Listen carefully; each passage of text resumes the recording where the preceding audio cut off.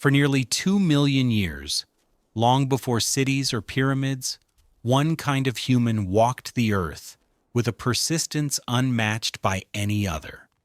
They were Homo erectus, the upright humans, who lasted more than 6 times longer than our own species has so far. Their story stretches across continents and centuries, from the plains of Africa to the forests of Asia, from the first sparks of fire to the last embers on a distant island. And yet, for all their endurance, their lives remain a mystery. What did they look like? How did they think? Did they ever meet us, their younger cousins, beneath the same stars? Tonight we will follow their footsteps across time. We will see their tools, their fires, their hunts and their laughter, their triumphs and their struggles.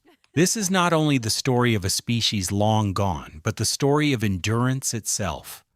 What it means to persist in a world of shifting climates, prowling predators, and constant change.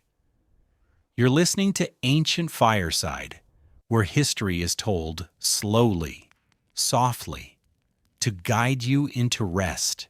If you enjoy these journeys, you're welcome to like, to subscribe, and to share in the comments the place and the hour where you've joined us tonight. Now let the fire grow warm, let the stars brighten above, and let us begin with the first footprints pressed into the earth beneath a timeless sky. Beneath a canopy of ancient stars, long before our species had even been imagined, the savannas of Africa held another kind of dreamer. Not dreamers in the way we are now, with written language or painted ceilings, but dreamers of movement, of firelight, of survival, carried out with bodies honed by time. In that deep night, the cave was a shelter. The primal fire whispered with sparks, and footprints pressed into the earth told the quiet story of Homo erectus, the upright human who would one day be remembered as the most enduring of all our kin. They lasted nearly 2 million years, while our own fragile branch, Homo sapiens, has barely stretched past 300,000. It is a staggering contrast, one that makes us wonder who really deserves the title of success.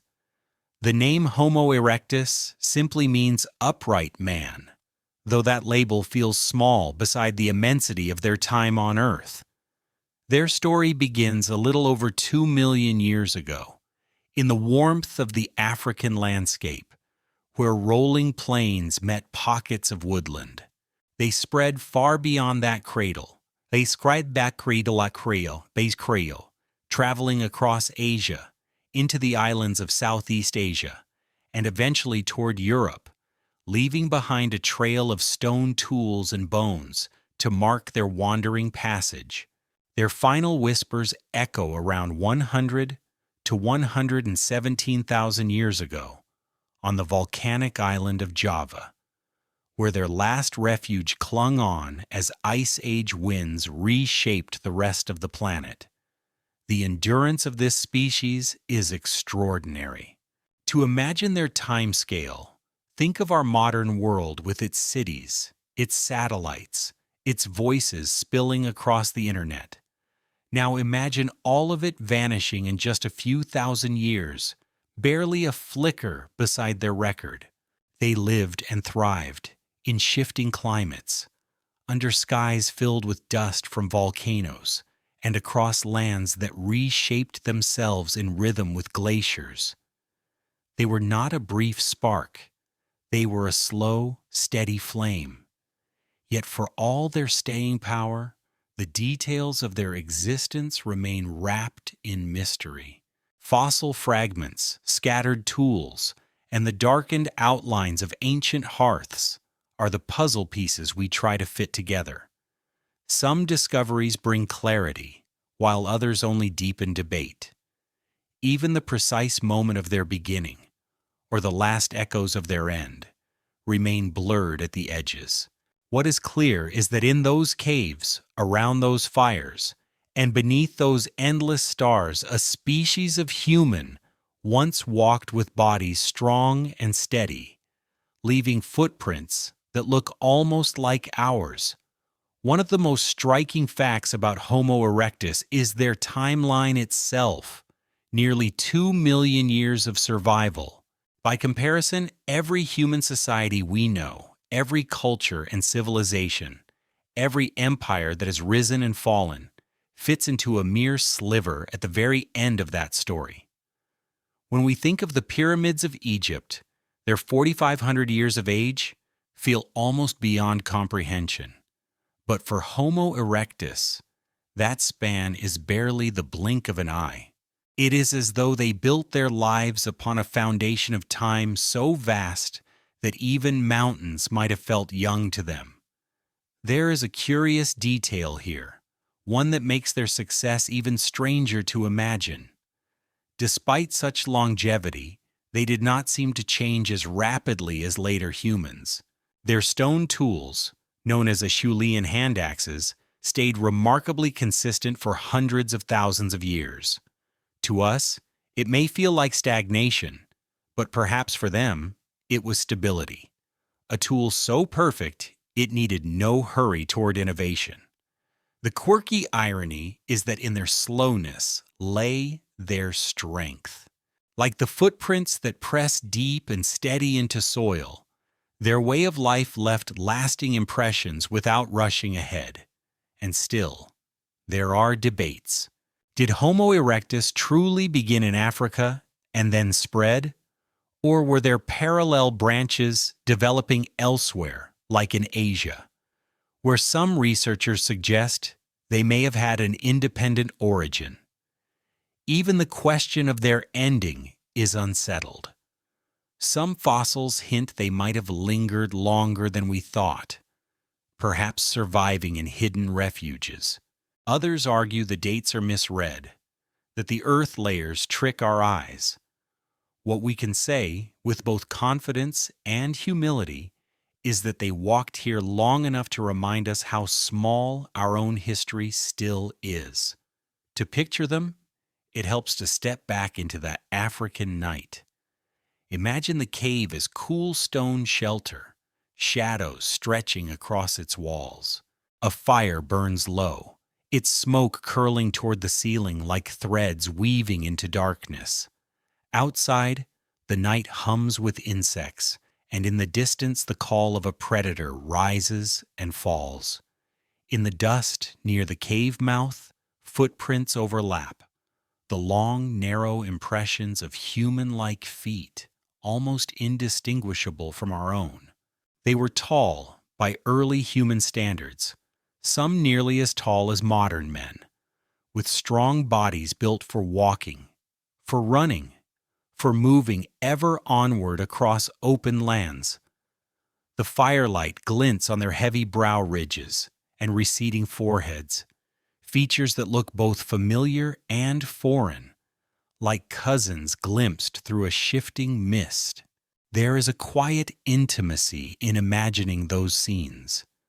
Parents huddled near the fire, children asleep against warm stone, the night stretched above them with stars so bright they could almost be touched. We cannot know what they thought, whether they wondered about the lights in the sky, or whether their dreams carried shapes and stories like ours. But we can feel the presence of endurance, of generations stacked one upon the other, breathing under the same stars we still see tonight. The quirky charm is that even though we call them primitive, they might have laughed at us if they had known the future. For all our technology, our skyscrapers and glowing screens, we are still fragile, still restless, still uncertain how long our kind will last. Homo erectus, by contrast, was content to live with simple tools and steady ways, and in doing so, they outlasted almost every other creature that dares to call itself human. And so, when we whisper their name, It is not only to mark the past, but to measure ourselves. 2 million years of survival is not an accident. It is a lesson written in footprints and firelight. They remind us that endurance may matter more than brilliance, that stability can be its own form of greatness. Their time was not a sprint, but a long walk beneath the sky, each step pressing into soil that would carry their memory forward. Because of this, historians sometimes call them the most successful human species. Whether they were the wisest or the most creative is another question entirely, but they were, without doubt, the most persistent. And persistence has its poetry. It is the sound of fire crackling against stone. It is the sight of footprints still visible long after the walker has gone. It is the steady breath of a species that endured the turning of ages. As we close this first glimpse, imagine again the cave, the primal fire, the footprints leading outward, and the starry sky overhead. These motifs carry us, just as they carried them, into the flow of their story. For now, let the fire warm you. Let the footprints remind you of continuity, and let the stars guide us gently toward the next step of their journey. And so, Homo erectus endured, because they lived long, and they walked far. There is a gentle mystery that lingers in the long history of Homo erectus, a question that flickers like the faint glow of embers in the dark. For nearly 2 million years, they walked the earth, and for the last 300,000 of those years, they may have shared time and space with us, Homo sapiens. Did the two ever meet, face to face beneath the same starry sky? Or did their paths wind close, only to miss each other, like two rivers running in parallel valleys? The evidence, scattered like shards of flint across time, invites us to wonder. The hard fact we know is this: Homo erectus appeared in Africa a little more than 2 million years ago, and the fossil record suggests they lasted until at least 100,000 years ago, perhaps as late as 117,000, on the island of Java. Homo sapiens, our species, emerged around 300,000 years ago in Africa and began leaving that cradle somewhere around 70,000 years ago. By the mathematics of those dates, there is overlap.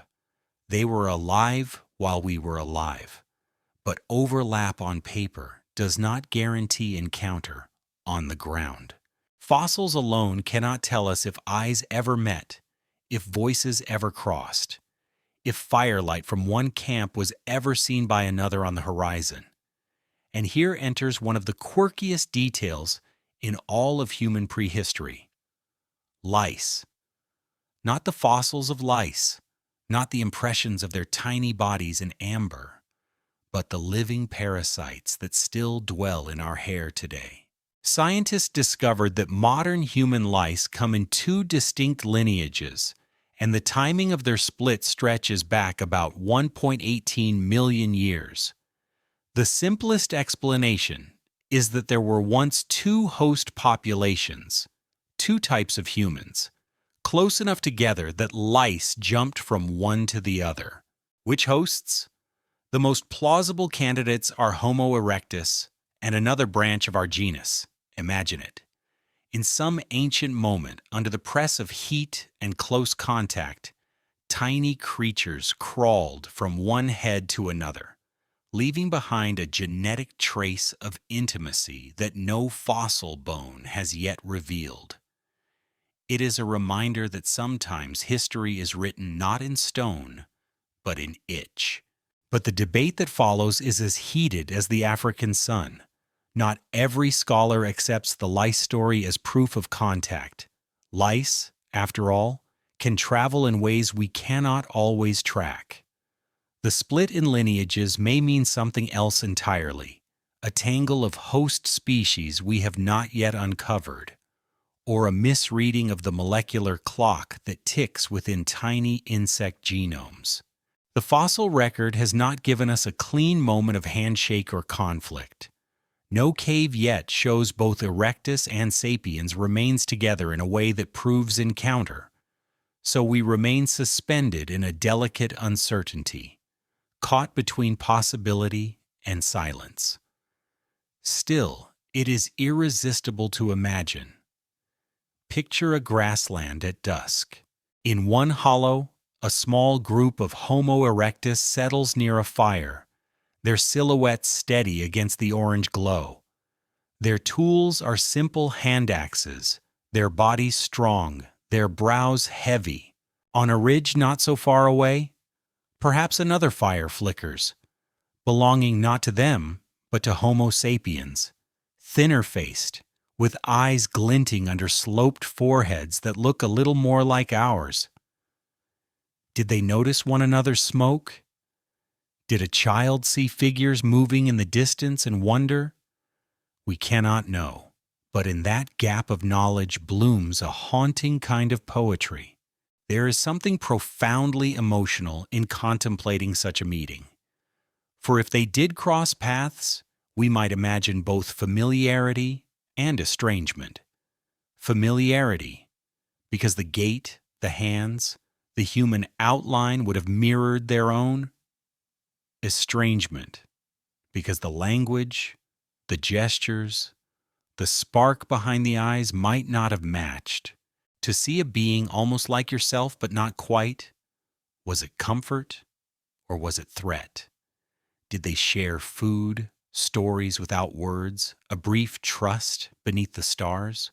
Or did they drive one another off, each defending their fragile niche? The silence of time has swallowed the answers, leaving only our dreaming. The quirky charm of the lice clue continues to linger. It is a reminder that prehistory is not always dignified or grand. Sometimes it is itchy and small. A parasite clings to a strand of hair, carrying its own genetic signature across millennia, more durable than most bones. In classrooms and articles, it is often mentioned half in jest, half in awe, the possibility that one of the few bridges between species is the humble louse. It brings a smile, even as it unsettles us, because it makes contact feel oddly intimate. What closer encounter is there than sharing vermin? But the debates continue. Skeptics remind us that without direct fossil proof, the lice evidence remains a suggestion, not a verdict. Molecular dating can be slippery. Clocks set by DNA mutations do not always tick evenly. There might be missing hosts in the fossil record, other hominins who acted as the middle ground. Denisovans, whose genetic legacy survives in some of us today, are an example of a population discovered only recently. Who knows what other cousins lie hidden in unexcavated caves? The truth of contact between Erectus and Sapiens may rest in bones still buried beneath layers of earth, or in genomes not yet sequenced. Still, as a bedtime reflection, the very uncertainty is soothing. It opens the imagination rather than closing it. The image of two fires on a plain, of two groups of humans watching the same stars, is enough to carry us gently into the story. Whether or not they spoke or touched, their timelines crossed, and in that crossing, something of our shared humanity deepened. We are not alone in history. We are a continuation of a crowd of forms, some known, many forgotten. To hold this thought is to feel both humility and wonder. Humility, because our own existence feels less singular, less inevitable. Wonder, because across that deep time, even a louse can carry a whisper of contact. perhaps we are not meant to know all the details. Perhaps the beauty lies in the silence between facts, where we are free to imagine conversations under starlight. And so, as we close this section, let us linger on the image of smoke rising from two fires. One belongs to us, the other to them. The stars above see no difference. The night accepts both equally. Whether or not our ancestors and theirs ever clasped hands or traded words, they shared the same earth, the same sky, the same need for warmth and safety in the dark. That, too, is a kind of meeting. And so, the evidence suggests possibilities, but not certainties. The story of Homo erectus and Homo sapiens remains open, like a footprint half filled with sand, waiting for the wind to decide its shape. The story of Homo erectus is not only written in ancient bones and ash, but also in the patient, sometimes eccentric lives of those who uncovered them. For the species that endured nearly 2 million years, it would take the persistence of explorers, scientists, and dreamers to finally bring their memory back into the light. And in truth, the rediscovery of Homo erectus in the modern age reads like its own adventure tale, filled with steamy rainforests, clouds of dust, stubborn personalities, and even a fossil stored for years under a bed. The first hard fact is that the name Homo erectus entered science at the close of the 19th century, thanks to a Dutch physician named Eugène Dubois. Restless and ambitious, Dubois believed that the key to human origins would be found in the tropics, not in the well-trodden soils of Europe. Against the advice of many of his peers, he set off for the Dutch East Indies, what we now call Indonesia, in search of the elusive missing link. In 1891, along the banks of the Solo River near a village called Trinil on the island of Java, his gamble paid off. There, half buried in river sediments, workers uncovered a skull cap, a femur, and a few teeth. Dubois recognized them as something unlike any fossil known at the time, a creature with a brain larger than an ape's but smaller than a modern human's, with a body built to walk upright. He named it Pithecanthropus erectus, the upright ape man. It was a sensational discovery, but not an easy one to champion. Many scientists doubted Dubois, arguing that his finds were too fragmentary, too strange to carry the weight of such a claim. Here lies the quirky detail. Frustrated by skepticism, Dubois locked his fossils in a trunk and kept them hidden under his bed for decades, refusing other scholars the chance to study them. The bones that would one day reveal Homo erectus to the world were, for a long time, quite literally gathering dust in the shadows of his home. It is a wonderfully human contradiction, an explorer who risked everything to find his prize, only to hide it away when the world failed to believe him. But the bones would not stay silent forever. In the 1920s and 1930s, across the vast landscapes of China, another chapter unfolded. At Zhoukoudian, near Beijing, archaeologists unearthed a rich treasure of fossils, tools, and ash. They called the specimens Peking Man, and for a time, they offered the most complete window into erectus life: skulls, jaws, and bones that revealed a species capable of fire, of tool use, of endurance.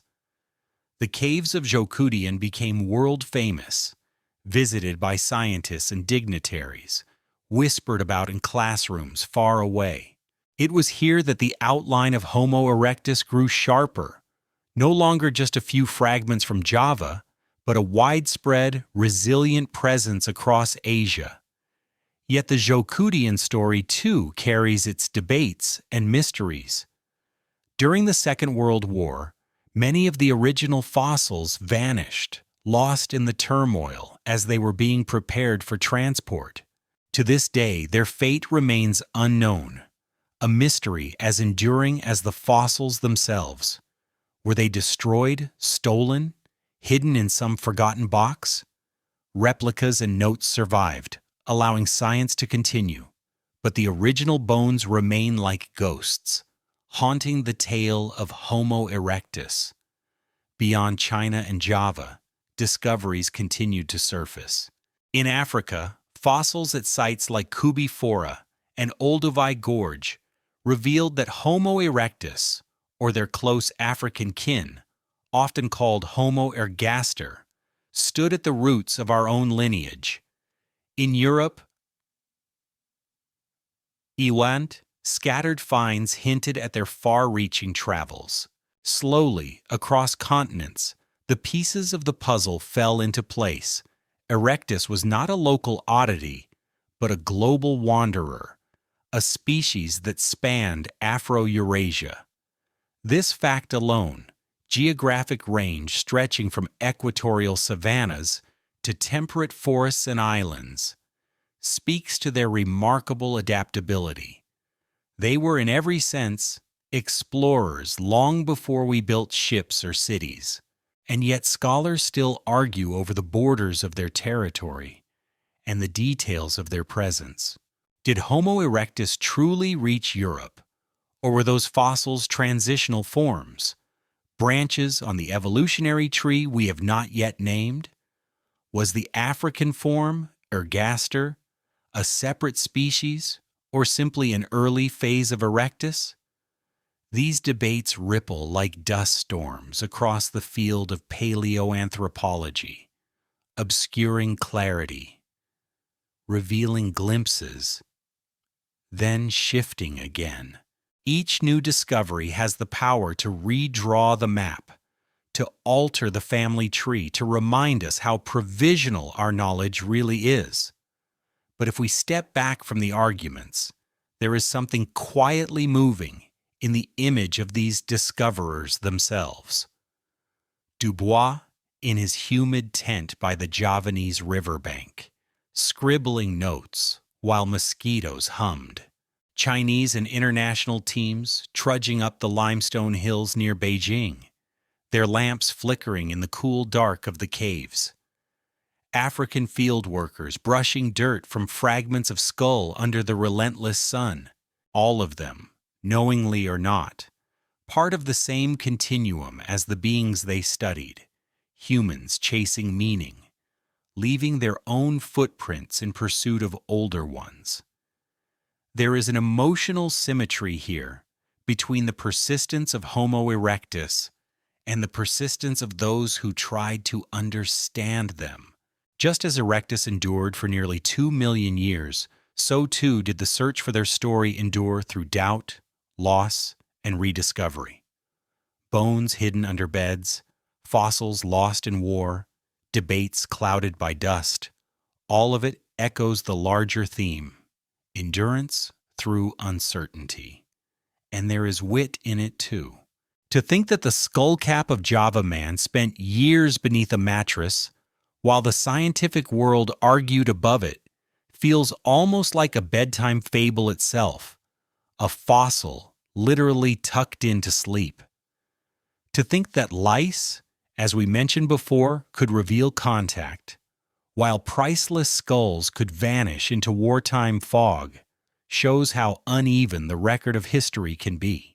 It is at once tragic and oddly humorous, a reminder that science advances not in straight lines, but in loops and detours.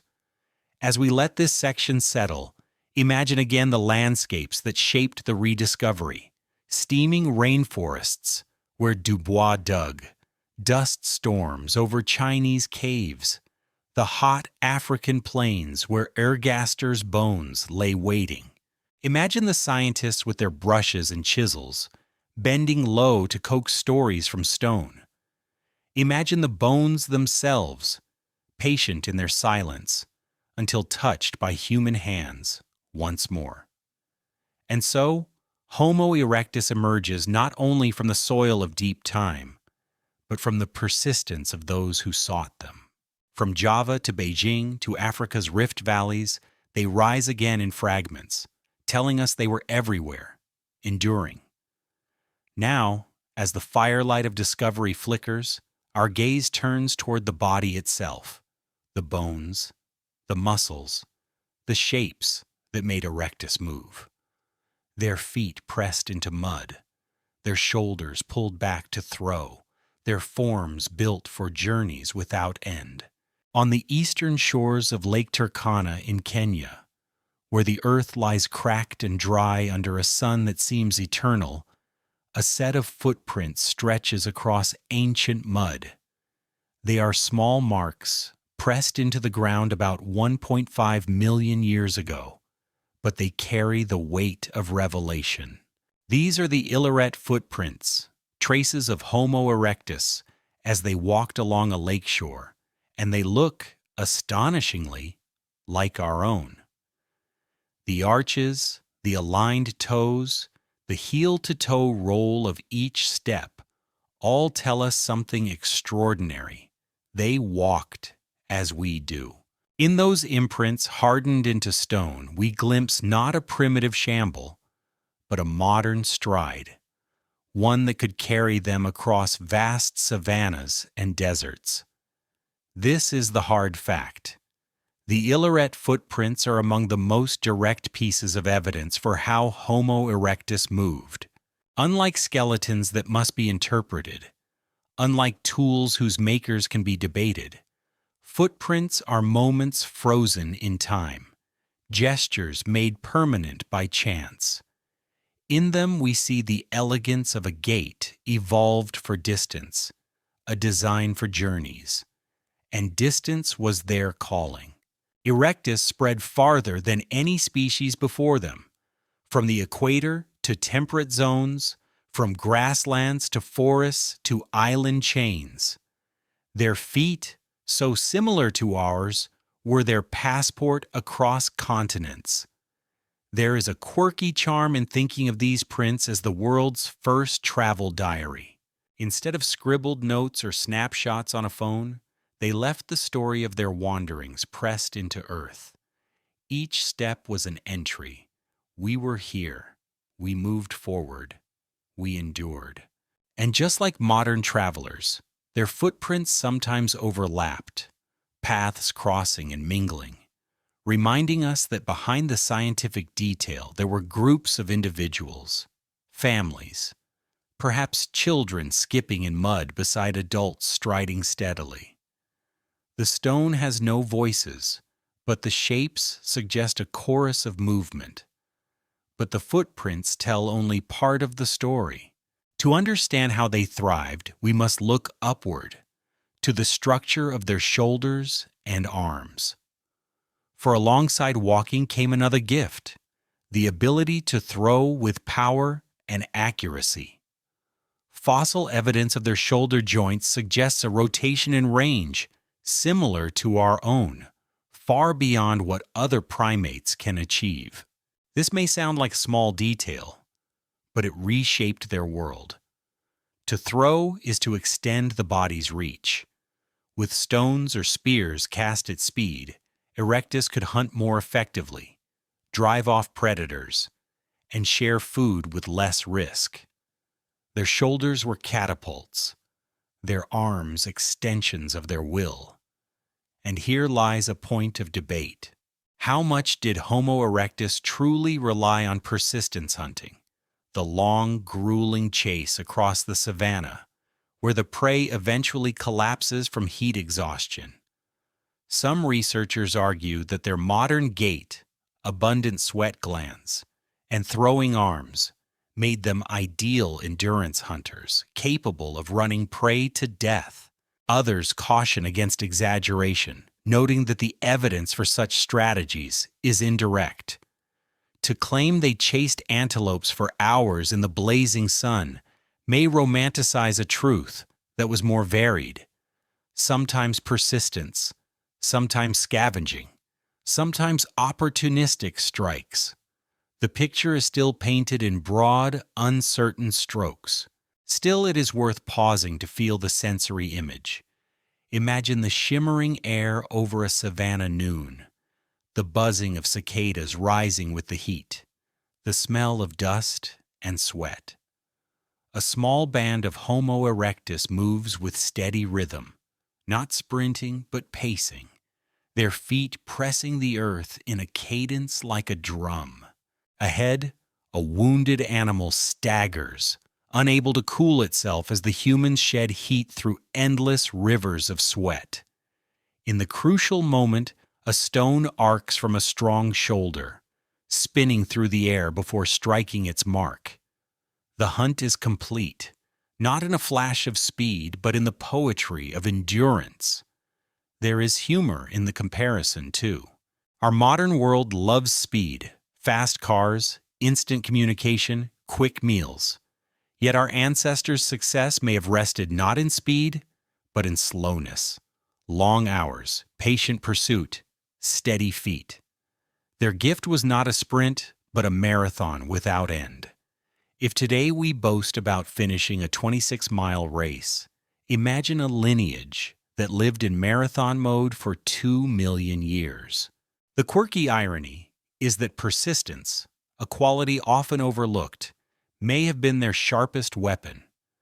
The Ileret footprints also remind us that bones and stones are not the only storytellers. The earth itself holds memory. A patch of mud hardened by time can become as eloquent as a manuscript. And these prints, pressed by beings who never imagined us, now speak across eons.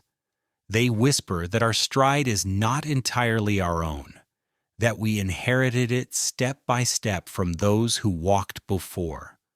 When we stroll on a beach and leave footprints that the tide will wash away, we are echoing an act as old as Erectus. Every footprint is both fleeting and eternal. Debates continue about how to interpret the throwing ability. Did Homo erectus invent spears early, or did their arms primarily hurl stones? The fossil record shows cut-marked bones and stone tools, but direct evidence of spears is scarce until later species. Some argue that their shoulders evolved for throwing but were only partly exploited, while others see it as a turning point in the arms race of survival. The truth may lie somewhere in between, a flexible capacity, sometimes decisive, sometimes secondary. But whether stone or spear, the act of throwing expanded their reach and their imagination. And in a softer sense, there is something touching in the footprints and shoulders together. Feet that walked far, arms that cast far, bodies tuned not just for existing, but for extending themselves into the world. They were not creatures confined to one valley, one grove of trees. They were beings who claimed landscapes step by step, throw by throw, pushing outward with quiet determination. At night, after such journeys, they would return to the fire.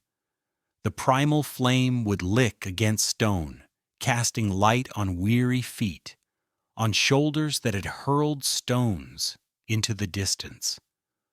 Around them, shadows moved, laughter or murmurs shared. Children might press their small feet into soft dust, imitating the steps of their elders. The marks would fade in wind, but a few, like those at Ileret, would harden into history.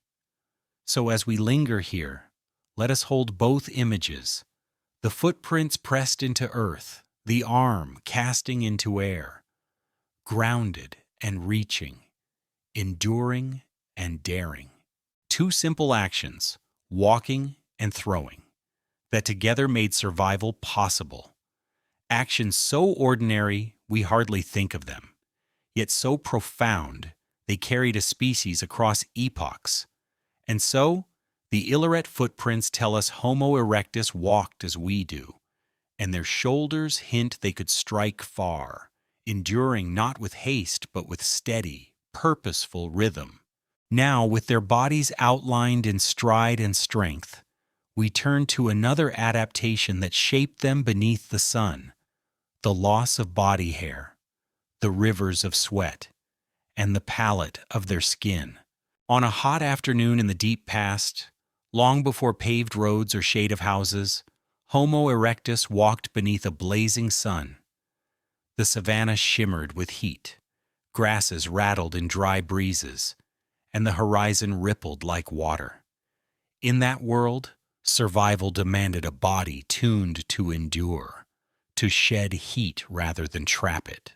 And so one of the most remarkable transformations unfolded: the loss of thick body hair, the rise of sweat as a cooling river, and the darkening of skin to guard against the relentless ultraviolet sky.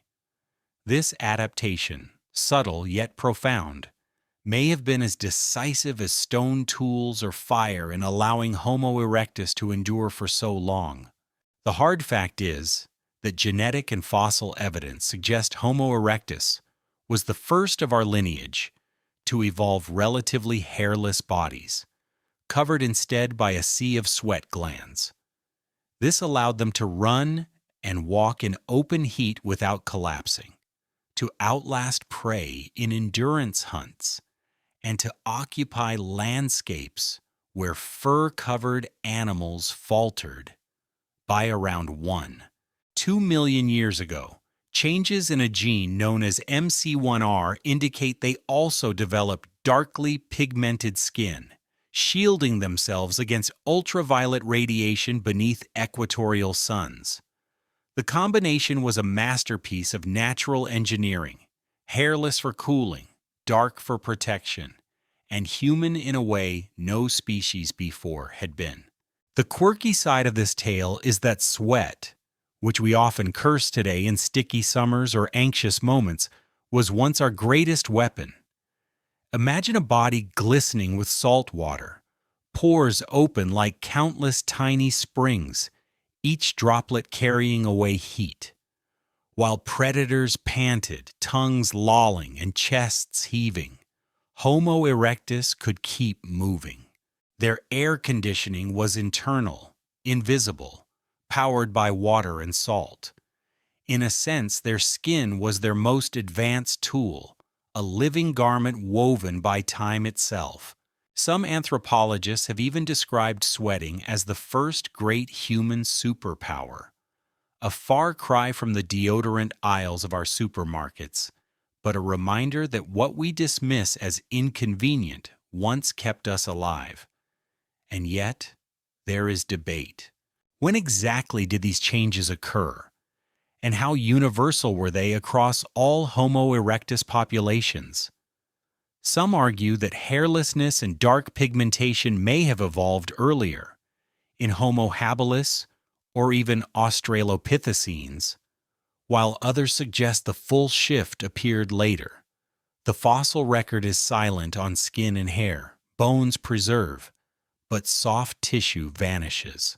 We are left with genetic hints, comparative studies of living primates, and inferences from disease. One striking clue comes from a fossil in Turkey, where evidence of tuberculosis in a Homo erectus individual may point to difficulties synthesizing vitamin D in higher latitudes. If true, it suggests that their dark skin, so effective under equatorial sun, became a burden in cloudy or northern regions. The very adaptation that saved them in Africa may have challenged them abroad. To step inside their world is to feel the savanna heat pressing down. The smell of dry grasses mixes with the salty tang of sweat. The hum of insects rises as the afternoon deepens. A small band of Homo erectus moves in steady rhythm, their skin gleaming, their hair cropped short enough that wind and sweat can keep them cool. Children play near the shade of acacia trees, their laughter soft under the drone of cicadas. Adults scan the horizon for movement, prey, or predator, or perhaps the shimmer of distant water. Their skin is their shield, their sweat their strategy, their endurance their salvation. It is moving to think of them not only as hunters and wanderers, but as bodies shaped by climate, sculpted by sun and air. In their very flesh, they carried the memory of their landscapes. Dark skin under bright skies, sweating bodies under endless heat, hairless forms beneath the weight of stars. They were not separate from their environment. They were its children. Every droplet of sweat was a thread tying them to earth, to sky, to survival. There is wit in imagining the first complaints about sweat. Perhaps a youth grumbled as salt stung his eyes, while an elder smiled knowingly. This sting is life itself. Or imagine the first playful splash of water over sweaty skin, the earliest joke about smelling after a long day's hunt. Even in such ancient times, there must have been laughter woven into endurance, humor softening hardship. That, too, is human. But debates ripple like heat waves on a savanna horizon. Did Homo erectus truly lose their body hair completely, or was it simply reduced? Some models suggest they still carried patches of fur in places where insulation mattered. Others propose that pigmentation varied widely, depending on latitude, with some groups perhaps evolving lighter skin in higher regions. Without direct evidence, we tread carefully, piecing together shadows and probabilities. It is a reminder that history, especially biological history, is often a tapestry woven from both threads we see and those we imagine. What is certain is that these adaptations linked body and behavior. With hairless skin and sweat to cool them, Homo erectus could travel farther in daylight, chase prey longer, settle in open lands, instead of retreating to shade. With darker pigmentation, they could stand beneath equatorial suns without their DNA unraveling from ultraviolet damage. But when they ventured into cloudy or cold lands, the same armor may have left them vulnerable to deficiencies. Their resilience was not without cost. Adaptations are never permanent victories. They are negotiations with changing environments. It is also worth remembering how recent our own variations are. Modern humans evolved lighter skin in some populations only tens of thousands of years ago, long after Homo erectus had already experimented with the palette of pigmentation. In this sense, they were trailblazers, testing how far a body could bend beneath the sun. Our skin today, whether pale or dark, carries echoes of their long experiment, a living connection to their adaptation. At night, when the sun slipped beyond the horizon, their skin cooled, their sweat dried, and firelight flickered on smooth shoulders. In those hours, the primal fire and the starry sky framed them not as sweating hunters but as families, bodies pressed close for warmth in the chill that follows heat. The duality of their adaptation, burning under sun, cooling under sweat, huddling under stars, defined their rhythm.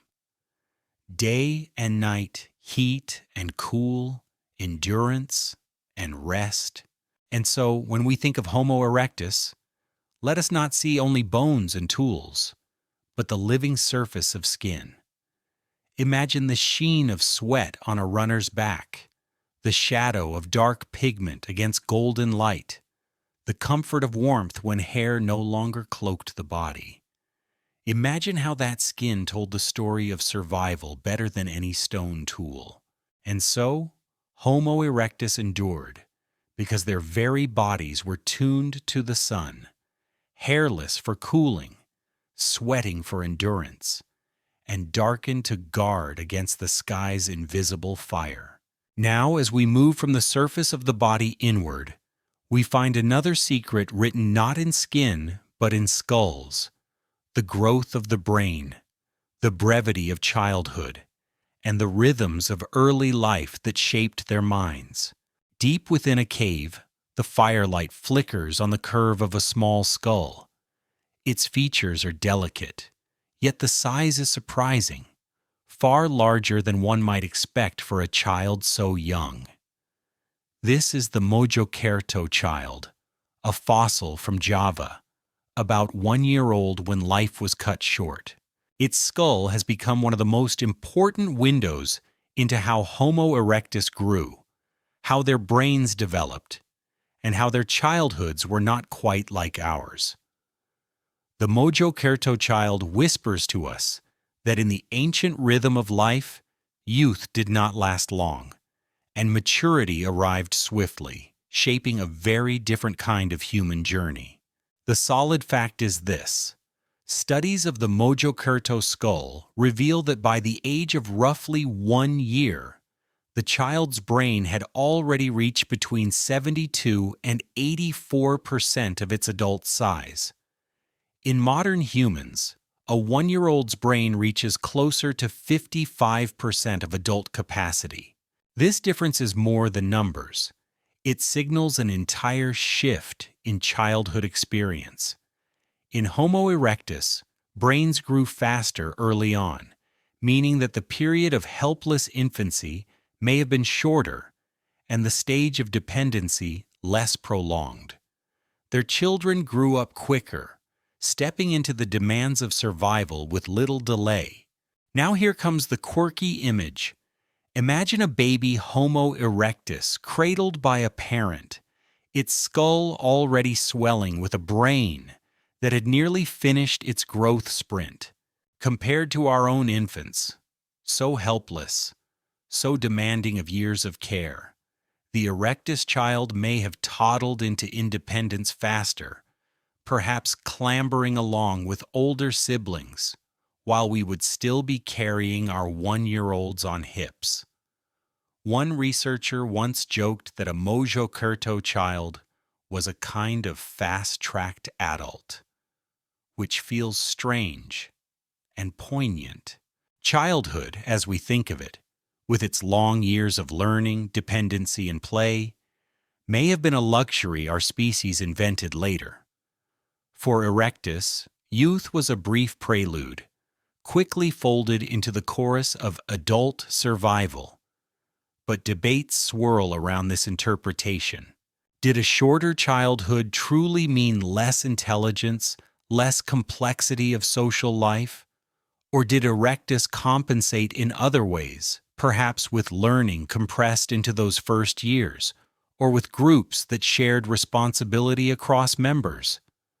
The Mojokerto skull tells us about brain size, but it cannot reveal the subtleties of thought, the sparkle of understanding in a child's eyes, or the warmth of community around them. Some scholars argue that brain growth patterns cannot alone dictate the richness of social or cultural life. Others counter that a shortened childhood likely limited the space for elaborate language or symbolic thought. The truth, as ever, lies somewhere in the shadows between bone and imagination. Still, the numbers are striking. To consider that a child's brain had nearly finished growing by 1 year old is to imagine a rhythm of life more hurried than ours. In our species, childhood stretches long, allowing us to absorb lessons, stories, languages, skills, all before the burden of survival presses too hard. For Homo erectus, it may have been different. A toddler may have been expected to walk further, forage sooner, endure more. In the warmth of a fire-lit cave, perhaps the laughter of children was shorter-lived before the responsibilities of the savanna pressed in. There is something deeply emotional in this reflection. Childhood is often thought of as a universal joy, a time of innocence. Yet in the deep past, it may have been briefer, harder, less protected. To imagine a Mojokerto child toddling out into the world carrying the heavy brow of its kind and the quickened pace of its development, is to feel both admiration and sadness. They survived by growing fast, by becoming resilient early. Their world did not allow long pauses for play or wonder, and yet, surely, there must have been moments of tenderness too. Parents watching over sleeping children, siblings carrying one another, small hands reaching toward firelight. The heart of humanity beats, even in brief childhoods. There is wit, too, in thinking of childhood as an evolutionary invention. Modern humans have stretched it out like taffy, elongating the years of dependency until we nearly double the span compared to other primates. We pride ourselves on long schooling, extended adolescence, the years of preparation before adulthood. Homo erectus might look at us and chuckle, "Why wait so long?" Their rhythm was faster, their learning condensed, their survival urgent. The quirky thought lingers. Perhaps to them, we would seem like eternal children, forever studying, forever preparing, never quite grown. And yet, this acceleration may have carried costs. Without the extended childhood that allows deep learning and cultural accumulation, Homo erectus may have been limited in symbolic thought, in the layering of traditions. Their tools, while steady and reliable, did not shift dramatically for hundreds of thousands of years. Was this the price of a shorter youth, a reduced window for invention, for experimenting, for passing on subtle skills? Or is that assumption unfair, a reflection of our own bias toward novelty? Some argue that their long-lasting handaxes show not limitation, but mastery. Why change what works? In this debate, the Mojokerto child becomes both symbol and question mark, embodying the unknowns of human development. To stand before the Mojokerto skull today is to be humbled. Its small dome, cracked and weathered, holds within it the story of growth rates and life histories. But more than that, it holds the silent memory of a child who lived in a family, in a group, in a landscape of heat and shadow. That child was comforted, fed, carried, loved, just as ours are. Even if their childhood was brief, it was still precious. The footprints of that life may have faded in the dust of Java, but the echo remains in bone. At night, in a cave warmed by fire, a parent may have told a story in gestures, or sung a wordless tune, or traced patterns in the dust for a child to follow. We do not know, but we can imagine, because we too have children, and we too cherish them in the fragile span of youth. The Mojokerto child brings us across the gulf of time, reminding us that even when childhood is short, its weight is infinite. And so, Homo erectus children grew fast, their brains swelling early, their youth brief. They remind us that survival shapes childhood, and childhood shapes the story of humanity. Now, from the inside of the skull, we move outward again, toward the tools and the flames that accompanied them. The Acheulean handaxe, the flicker of controlled fire, the artifacts that whisper of thought and tradition. These are the next steps in their unfolding story. Imagine the scene. The mouth of a cave glows with faint firelight, the smell of smoke and charred wood rising into the night, while in the shadows of the ground lie tools, simple, symmetrical, but endlessly useful. These are the Acheulean handaxes, the signature artifact of Homo erectus. Smooth in the hand, sharp at the edge, shaped with patience from stone, they served as knives, hammers, scrapers, even symbols of craft. For hundreds of thousands of years across continents, these tools barely changed, standing as the enduring emblem of a species that valued reliability over novelty. And beside them, the flickering fire, sometimes certain, sometimes debated, marks another turning point, the harnessing of flame itself. The hard fact is that Acheulean handaxes appear in the archaeological record around 1.7 million years ago and remain astonishingly consistent until roughly 300,000 years ago. Their spread mirrors the spread of Homo erectus across Africa, Asia, and Europe. Wherever erectus walked, handaxes followed, scattered like stone breadcrumbs across the map of prehistory. Crafted from flint, quartzite, or whatever stone was at hand, they reveal both skill and tradition. The very symmetry of their form suggests not just function, but perhaps an aesthetic sense. Edges napped evenly, points refined with care. These were not random rocks, but deliberate creations, artifacts of mind, as well as muscle. The quirky twist lies in the sheer durability of the design. To us, the idea of using essentially the same tool for 1,000,000 years sounds absurd. Our world reinvents itself every decade. Our phones feel ancient after 3 years. Yet for Homo erectus, the handaxe was a perfect companion. Why change what already worked? Some archaeologists even joke that the Acheulean handaxe was the Swiss Army knife of the Stone Age. A single tool that could skin an animal, chop wood, crack nuts, or dig roots.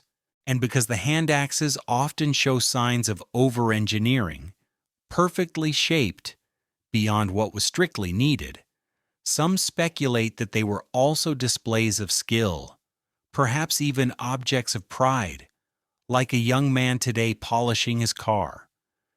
The idea of an erectus napper proudly showing off a finely shaped handaxe, impressing peers around a fire, carries a wry, human charm. But the debates are as sharp as the tools themselves. Did Homo erectus truly control fire, or did they merely exploit natural flames when they found them?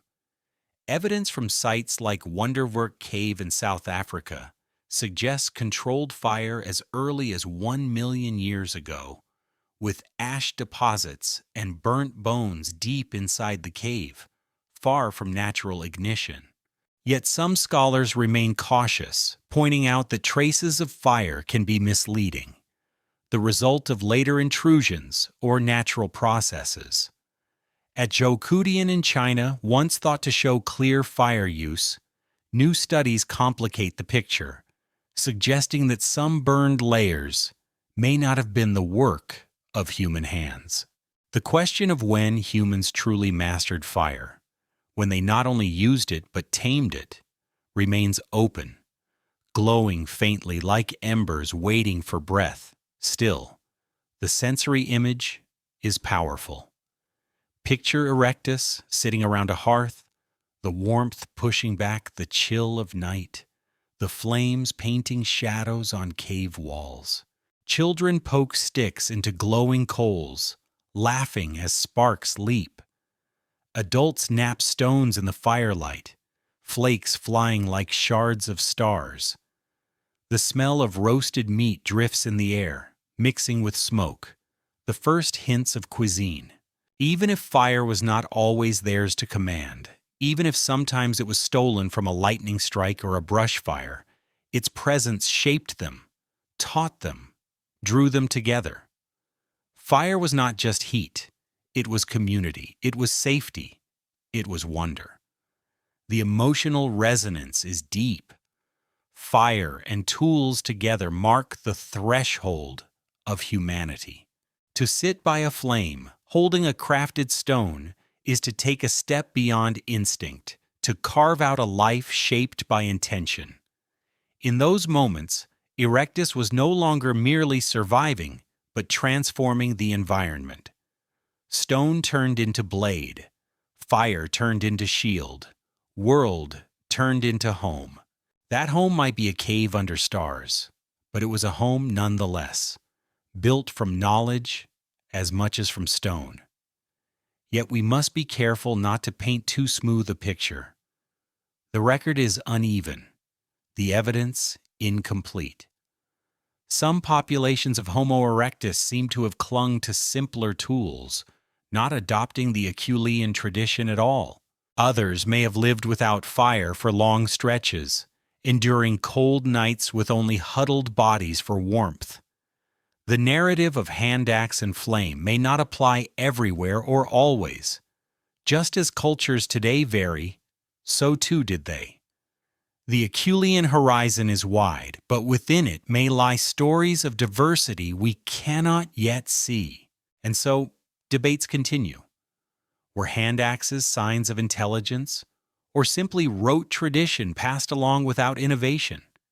Was fire mastery universal, or patchy, fragile, intermittent? The answers remain as flickering as the flames themselves, but perhaps that uncertainty is fitting, for both tools and fire embody continuity more than revolution. They lasted because they worked, not because they dazzled. In that quiet endurance lies a different kind of brilliance, one less flashy but more profound. At night, when embers glowed low, perhaps a handaxe was set aside by the hearth, its edge reflecting the faint red light. The tool and the fire were companions, one born of stone, the other of sky, both now folded into the daily rhythm of human life. They were constants, like heartbeat and breath, shaping existence without clamoring for attention. Their very ordinariness was their miracle. There is humor, too, in imagining our ancestors fumbling with sparks. Picture an erectus band gathered around damp wood, striking stones, coaxing flame, while one individual huffed and puffed, only to produce smoke and frustration. Perhaps others laughed, teasing gently, until at last the flame caught and relief spread like warmth itself.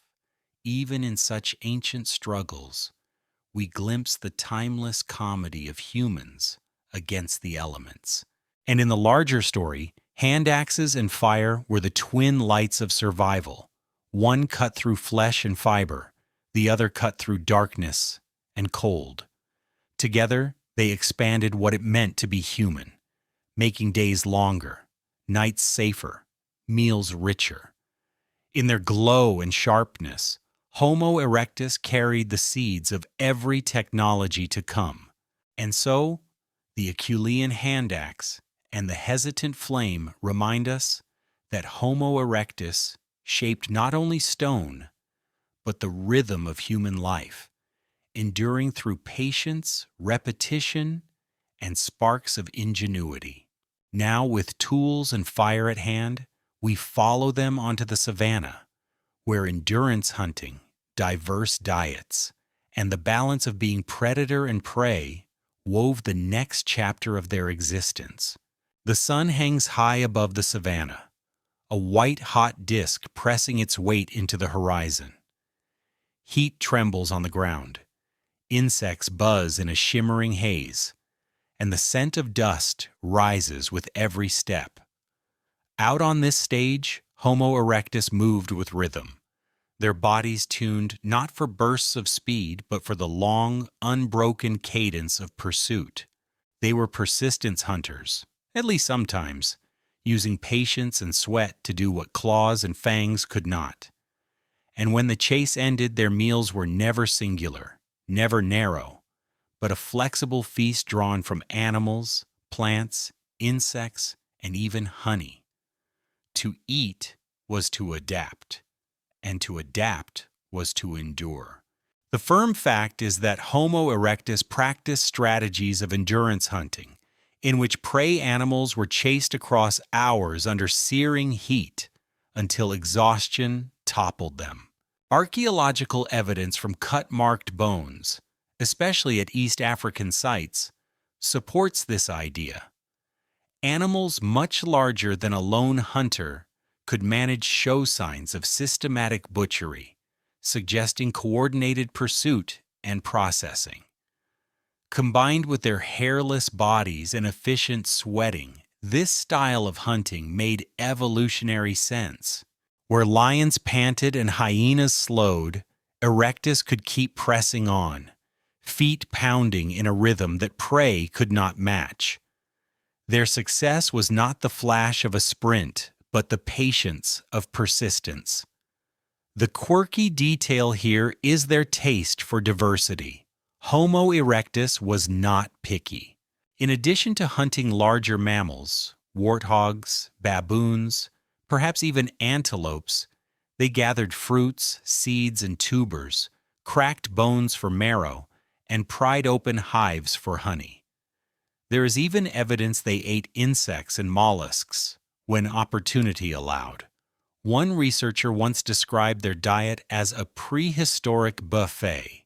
Imagine a group of erectus around a fire, a leg of antelope roasting, children gnawing on roasted tubers, a few lucky hands dipping fingers into sweet honeycomb, and someone cracking open bones with a stone to slurp the rich marrow.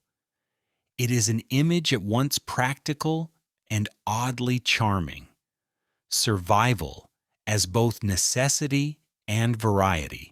But debates arise, as they always do, about how central endurance hunting truly was. Did Erectus really run prey down until collapse? Or is this an over-romanticized story imposed by modern imaginations? Some scholars argue that evidence for systematic long-distance chases is thin, and that scavenging from predator kills may have played a larger role. After all, following vultures or sniffing the wind for carrion could yield easier meals than hours of grueling pursuit. Others point out that in some environments, dense forests for instance, persistence hunting would have been impractical. Perhaps Erectus used a spectrum of strategies, hunting when possible, scavenging when convenient, gathering whenever necessary. The truth may be less glamorous but more revealing. They survived because they were flexible, not because they always chased. To picture an endurance hunt, though, is to feel the savanna in your bones. Imagine the silence of noon broken only by steady footfalls, a band of humans moving with patient determination. Sweat pours down their backs, glistening in the relentless sun, while ahead an antelope falters, breath ragged, tongue lolling. Step after step, the distance closes, not through speed but through inevitability. At last, the prey collapses, and stone tools flash in the light as the group works swiftly, aware that scavengers may arrive. In that moment, triumph is not explosive but calm, earned by hours of quiet resolve. Contrast this with a scene of scavenging, the smell of death already strong in the air, vultures circling, hyenas prowling. Homo erectus approaches carefully, using stones to break bones left by predators, prying marrow and brain from carcasses already stripped of flesh. It may seem less noble, but it is no less clever. To take what others leave is to turn opportunity into survival. And in the long run, survival is the only measure that matters. Emotion runs through both images. The hunt is exhilarating, the scavenging pragmatic, the gathering grounding. In all of them, there is a sense of community. Food is not eaten alone. Around the fire, meat is roasted, marrow passed, honey shared. Even insects and tubers, small as they are, bind the group in nourishment. Eating was always social, always connective. In that sense, the act of sharing food may have been as important as the calories themselves. There is wit in the image of an erectus child holding a sticky handful of honey, grinning as bees buzz angrily around, or in a band of hunters discovering that termites taste better roasted than raw. Survival is serious, but life always finds space for humor.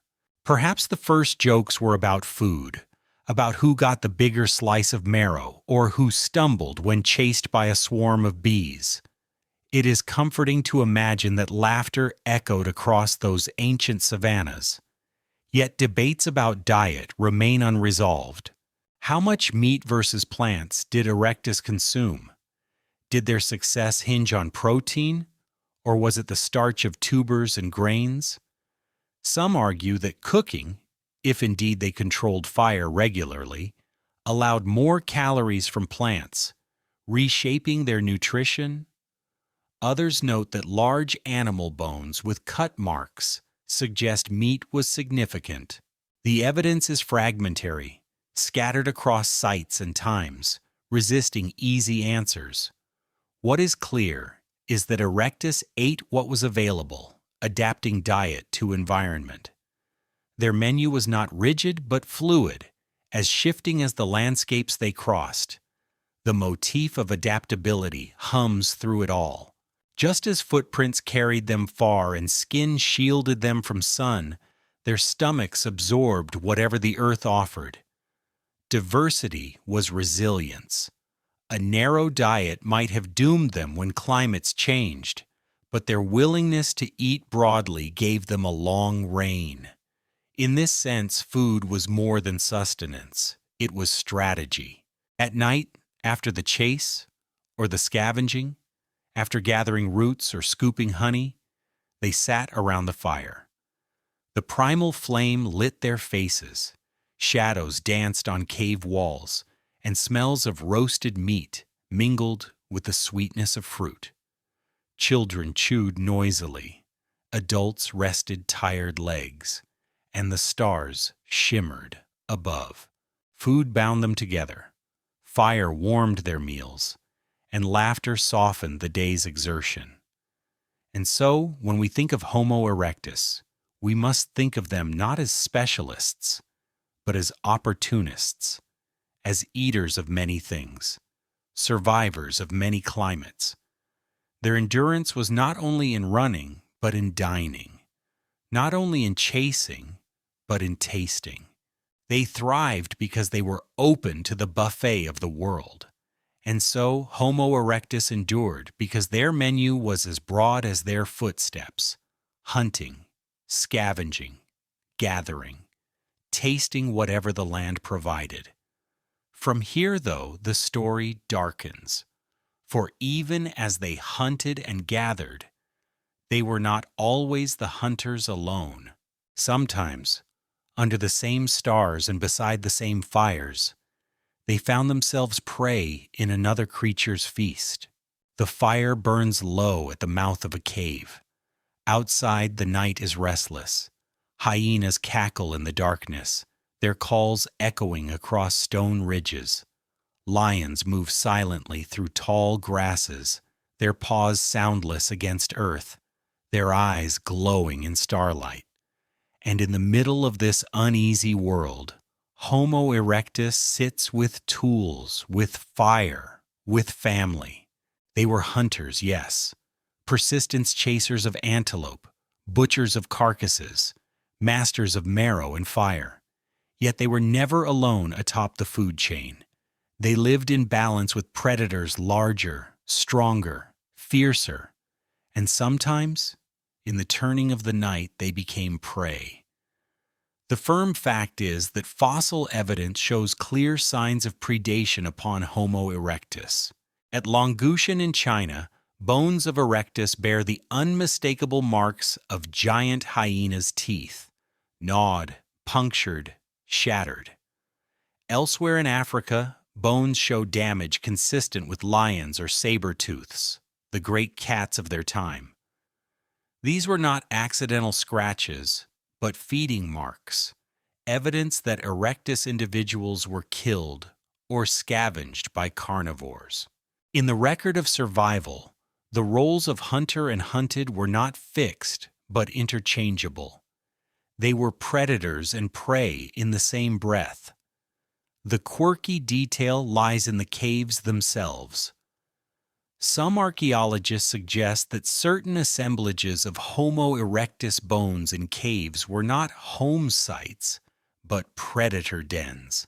Imagine hyenas dragging bodies into their lairs, leaving skulls and bones scattered in layers. For a time, Peking man, fossils from Zhoukoudian, was even interpreted this way, not as intentional burials or human settlements, but as remnants of hyena meals. It is an odd, humbling thought that some of our most famous fossils might have reached us thanks to the untidy housekeeping of predators. The caves that today seem like shelters of humanity may once have been pantries of beasts. Yet debates linger over interpretation. Were these caves truly dens, or were they shared spaces where humans lived and were sometimes attacked?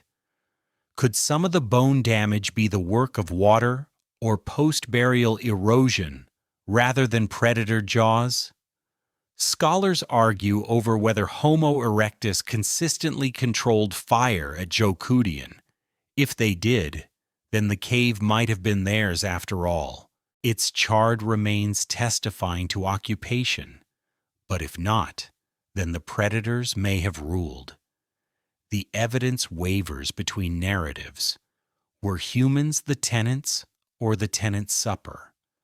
To imagine them as prey is to return to the sensory immediacy of the wild. Picture the crunch of twigs in tall grass, the sudden flicker of eyes reflecting firelight, the low growl vibrating in the chest of a lion. The heart of a Homo erectus hunter must have pounded with the same fear we still feel when confronted by power greater than our own. Fire may have helped. Groups may have defended one another. Stones and spears may have flown. But the outcome was not always victory. Sometimes bones ended in dens. Sometimes laughter ended in screams. Survival was never guaranteed. Emotion wells up in this recognition. We often imagine our ancestors as triumphant, conquering beasts with clever tools and fire. But they lived vulnerable lives, fragile against claws, exposed in open plains. Their strength was community, not invincibility. They endured by watching one another's backs, by sleeping close, by tending fires against prowling shapes. Their humanity lies not in always winning, but in surviving enough nights to pass life onward. There is a quiet wit in thinking of fire as the first fence. No walls of stone, no palisades of wood, only flames encircling a camp. Predators hesitated at its edge, growling in frustration, while Erectus huddled inside, telling stories and gestures, children lulled by the crackle of logs. Even so, one ember dying could shift the balance. One inattentive moment, and the night claimed them back. Perhaps the first bedtime warning whispered to children was not of spirits or monsters, but of lions waiting beyond the glow. Debates persist about how much predation shaped their evolution. Did the constant pressure of being prey drive them into larger groups, forcing cooperation? Did it encourage the development of weapons, strategies, and perhaps even early communication? Some researchers argue that predation was a crucible for social bonds. The need to protect one another gave rise to the roots of human empathy. Others caution against overstating it, noting that most animals face predators, and survival does not always demand elaborate responses. The truth likely lies in the middle. The threat was real, and the adaptations were many, but not every detail can be traced neatly from tooth mark to social bond. Still, the scars remain. Fossilized skulls, with punctures from fangs, limbs gnawed and shattered, bones scattered as though by hungry teeth.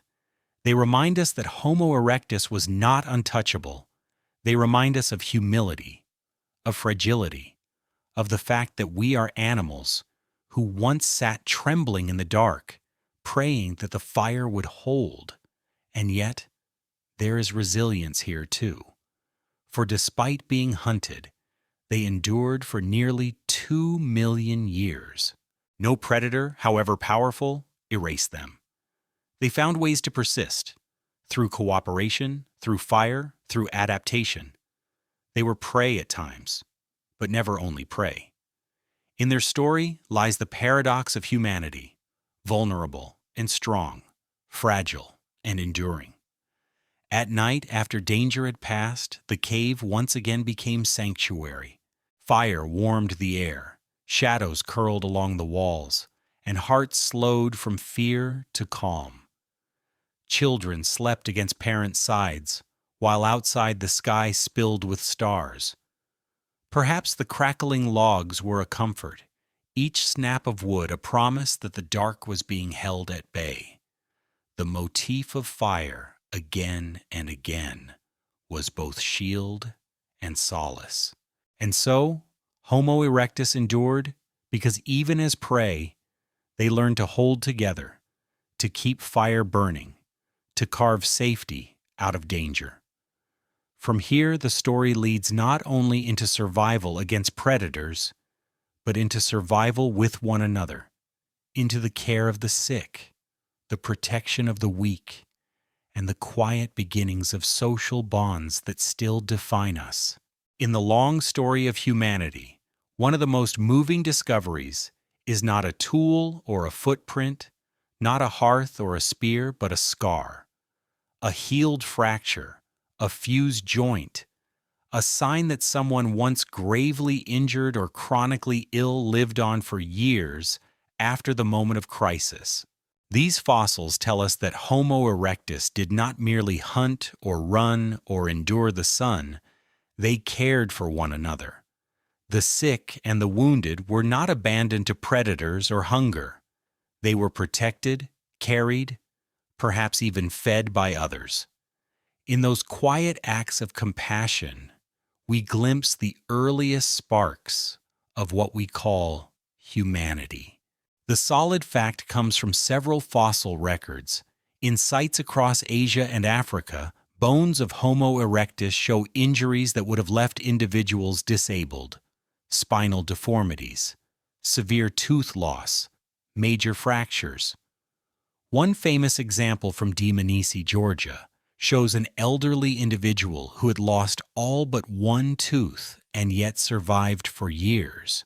Without the ability to chew, survival would have been impossible without the help of others, who must have processed food or otherwise sustained this individual. Such evidence reveals that survival was not only about personal endurance, but about group bonds. The quirky detail in this story is almost tender. Imagine that toothless elder, perhaps gumming softened roots or sipping broth while younger members of the group shared pieces of food already chewed or pounded against stone. It is oddly charming to picture an erectus grandparent receiving spoon-like care without spoons, their wisdom kept in the group because compassion outweighed convenience. In a world where survival was hard, it is a small miracle that kindness could still take root. But scholars debate what this evidence truly means. Was it intentional care, a conscious act of empathy, or simply the practical benefit of keeping experienced members alive? Could group living itself have provided incidental support without deliberate compassion?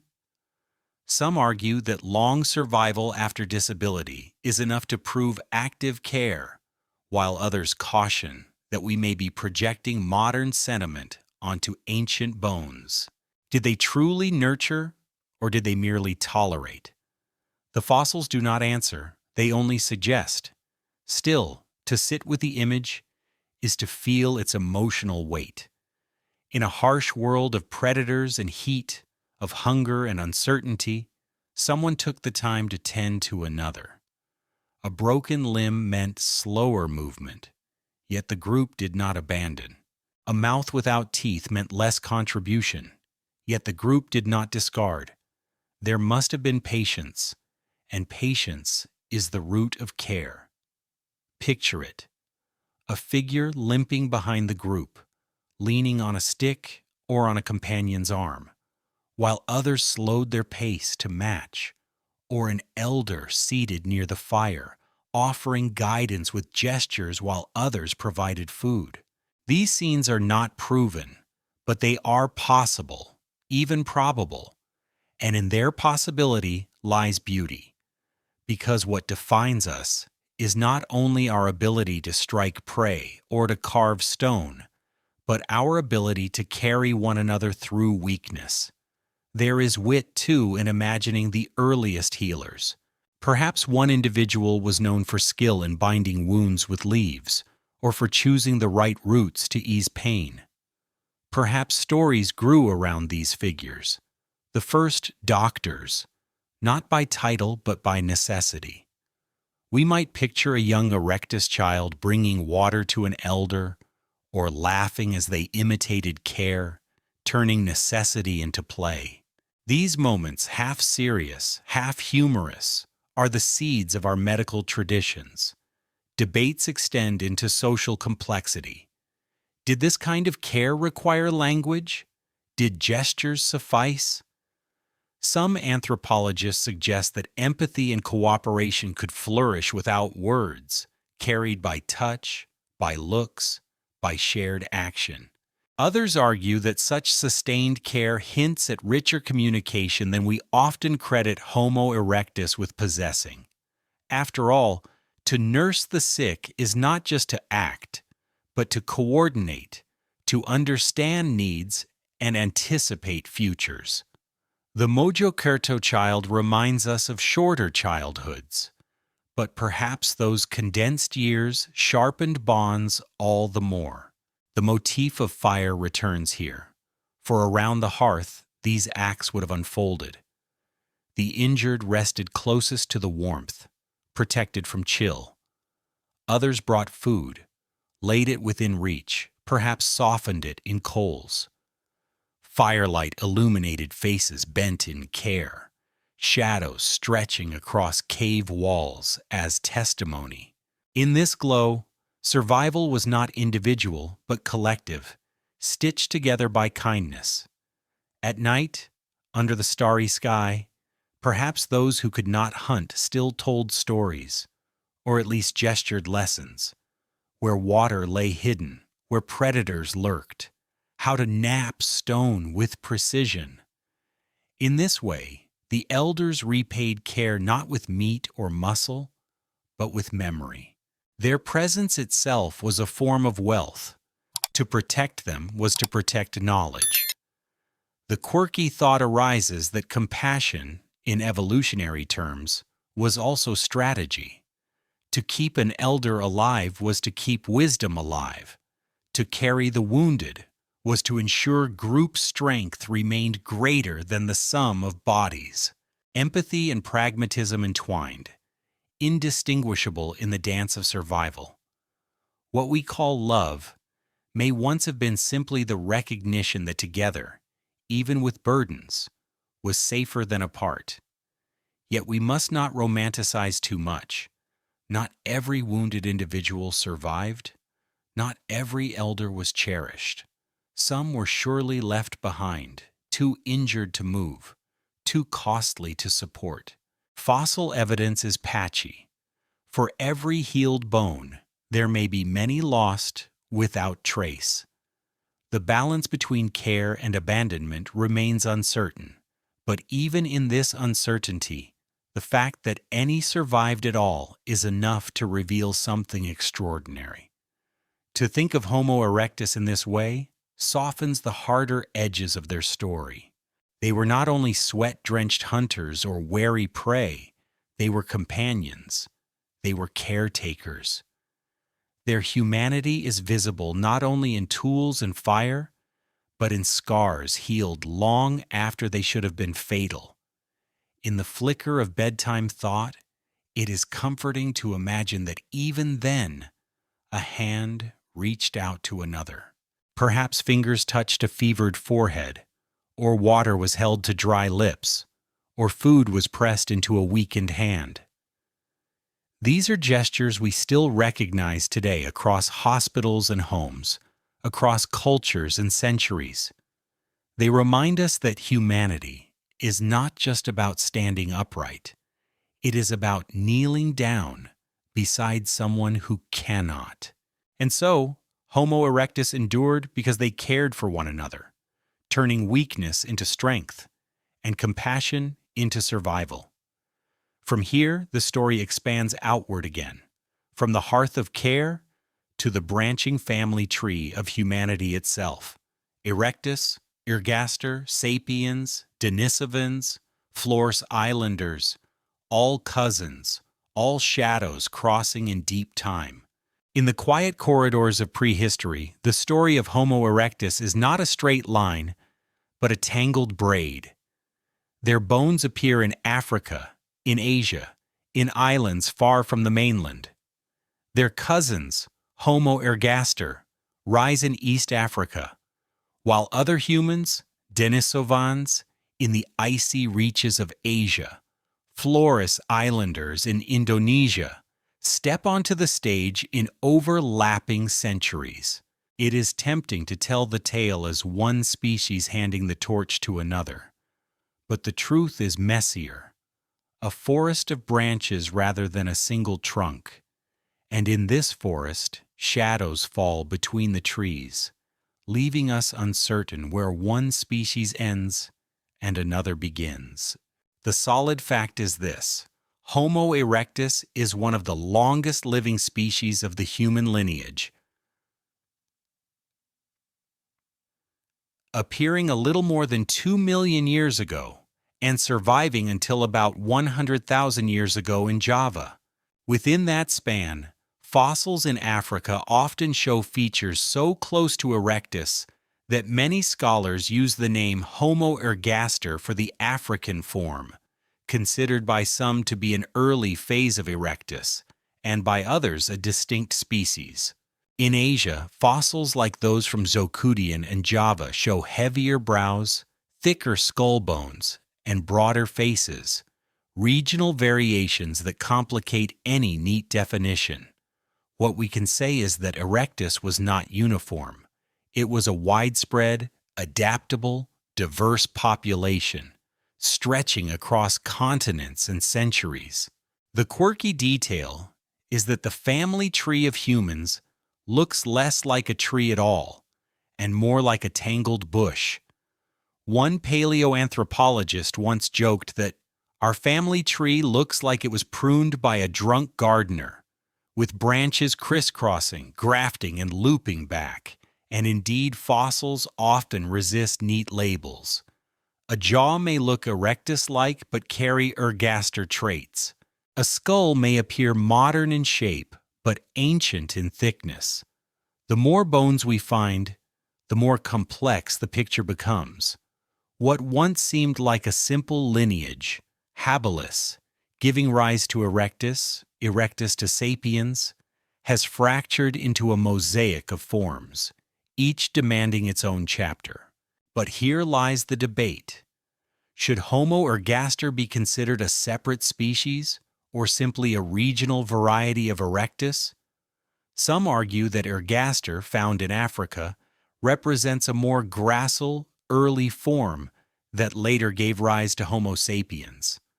Others insist that all these fossils belong to one wide-ranging, variable species, erectus in Africa, Asia, and beyond. The arguments grow heated, for the answer shapes how we see our own origins. If ergaster was distinct, then erectus may have been more of a cousin than a direct ancestor. If they were the same, then our story is woven directly from their long persistence.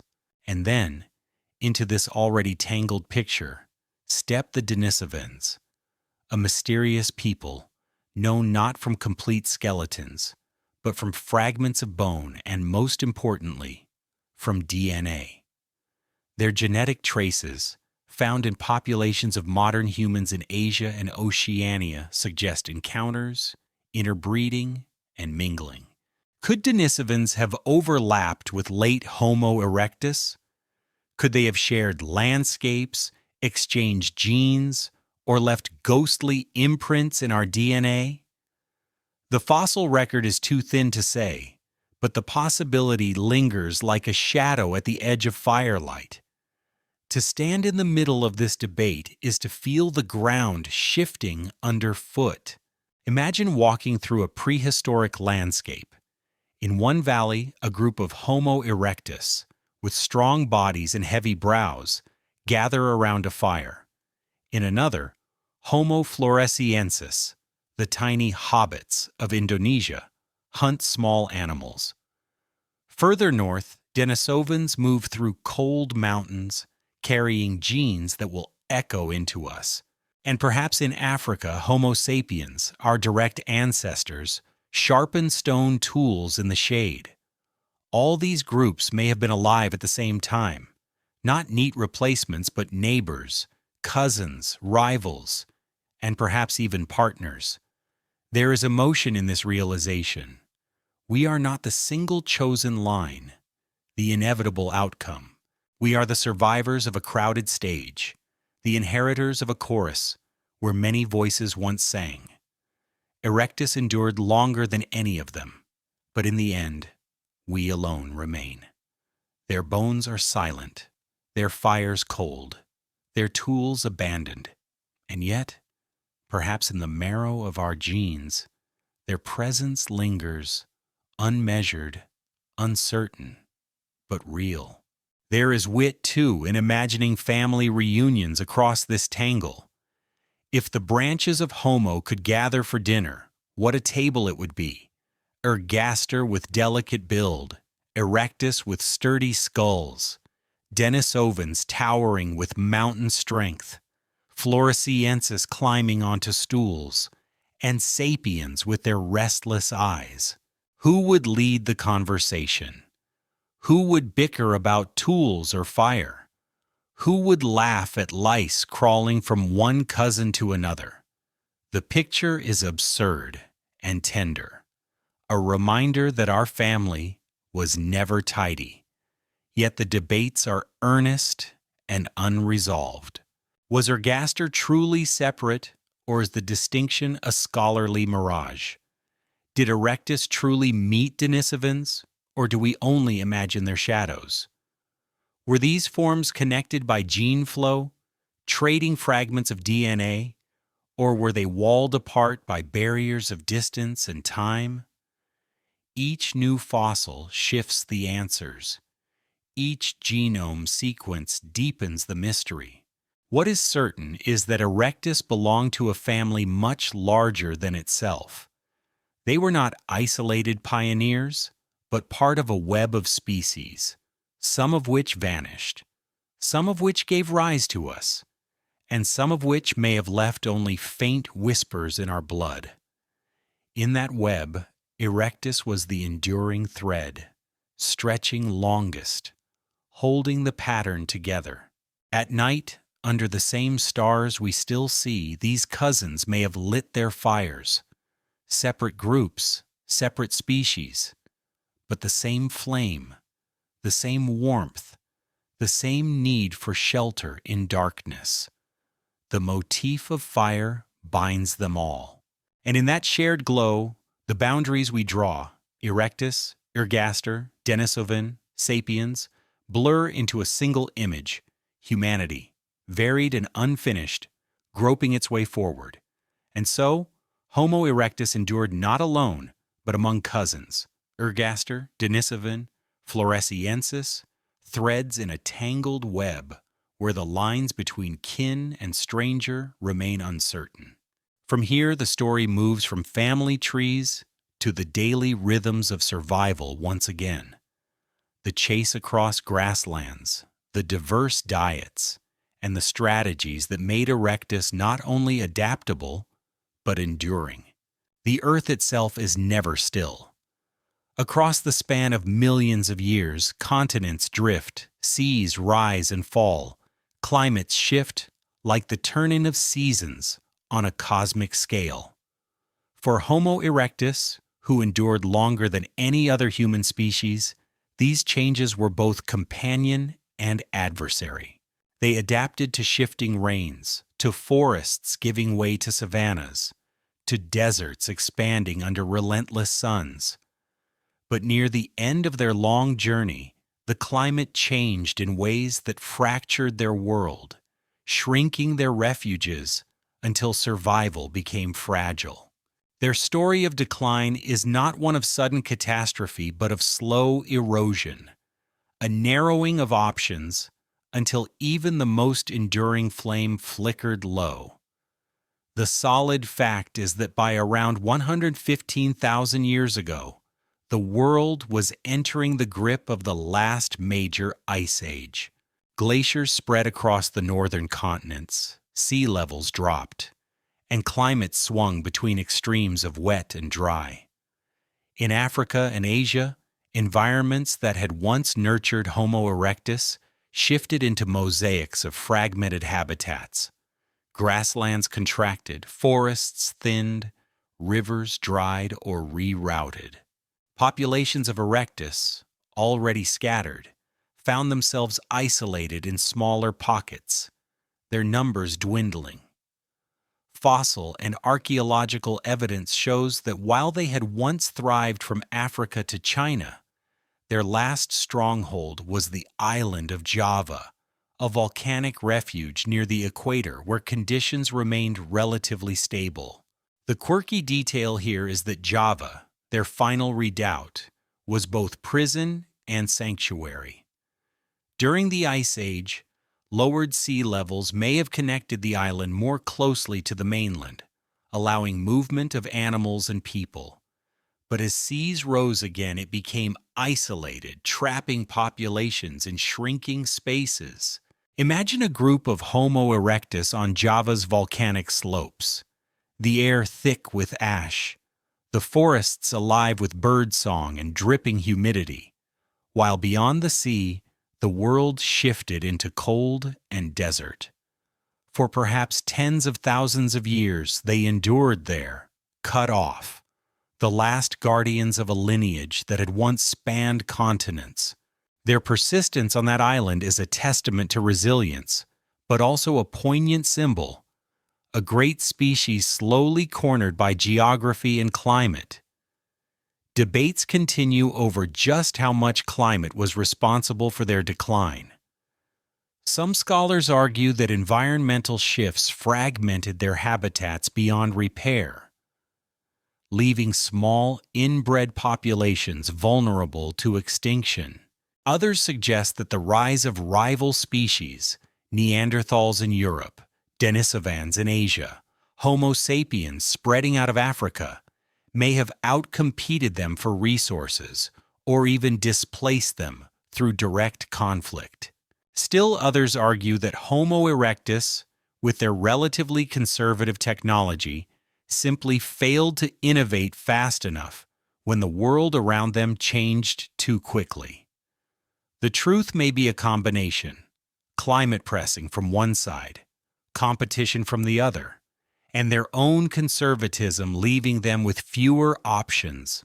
To feel the sensory world of these changes is to imagine landscapes unraveling. Rivers that once gushed with life dwindled to cracked beds, their waterholes shrinking, animals migrating elsewhere. Grasses browned under prolonged droughts, while sudden floods returned unpredictably, drowning valleys. Forests retreated, exposing hillsides to harsh winds.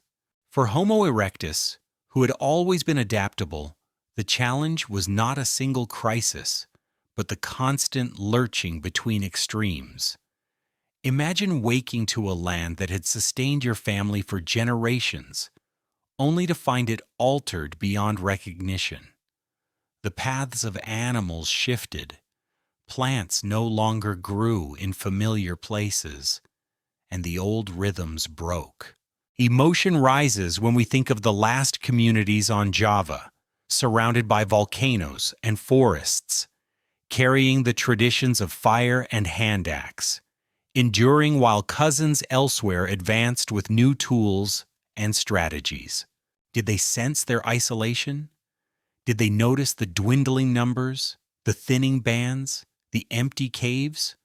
Or did life simply continue, each day a repetition of gathering, hunting, tending fire, unaware that the long arc of their species was bending towards silence? There is melancholy in the image, but also dignity. They did not collapse overnight. They endured until they could endure no more, like embers glowing faintly before finally going dark. There is wit, too, in the thought of their stubbornness. For nearly 2 million years, Homo erectus held to their Acheulean handaxes, shaping the same teardrop tools, while climates, animals, and even other humans changed around them. Perhaps it was not failure, but loyalty. The tools worked, the fire burned, the meals were cooked, the children raised. Innovation may not have been their style, but survival certainly was.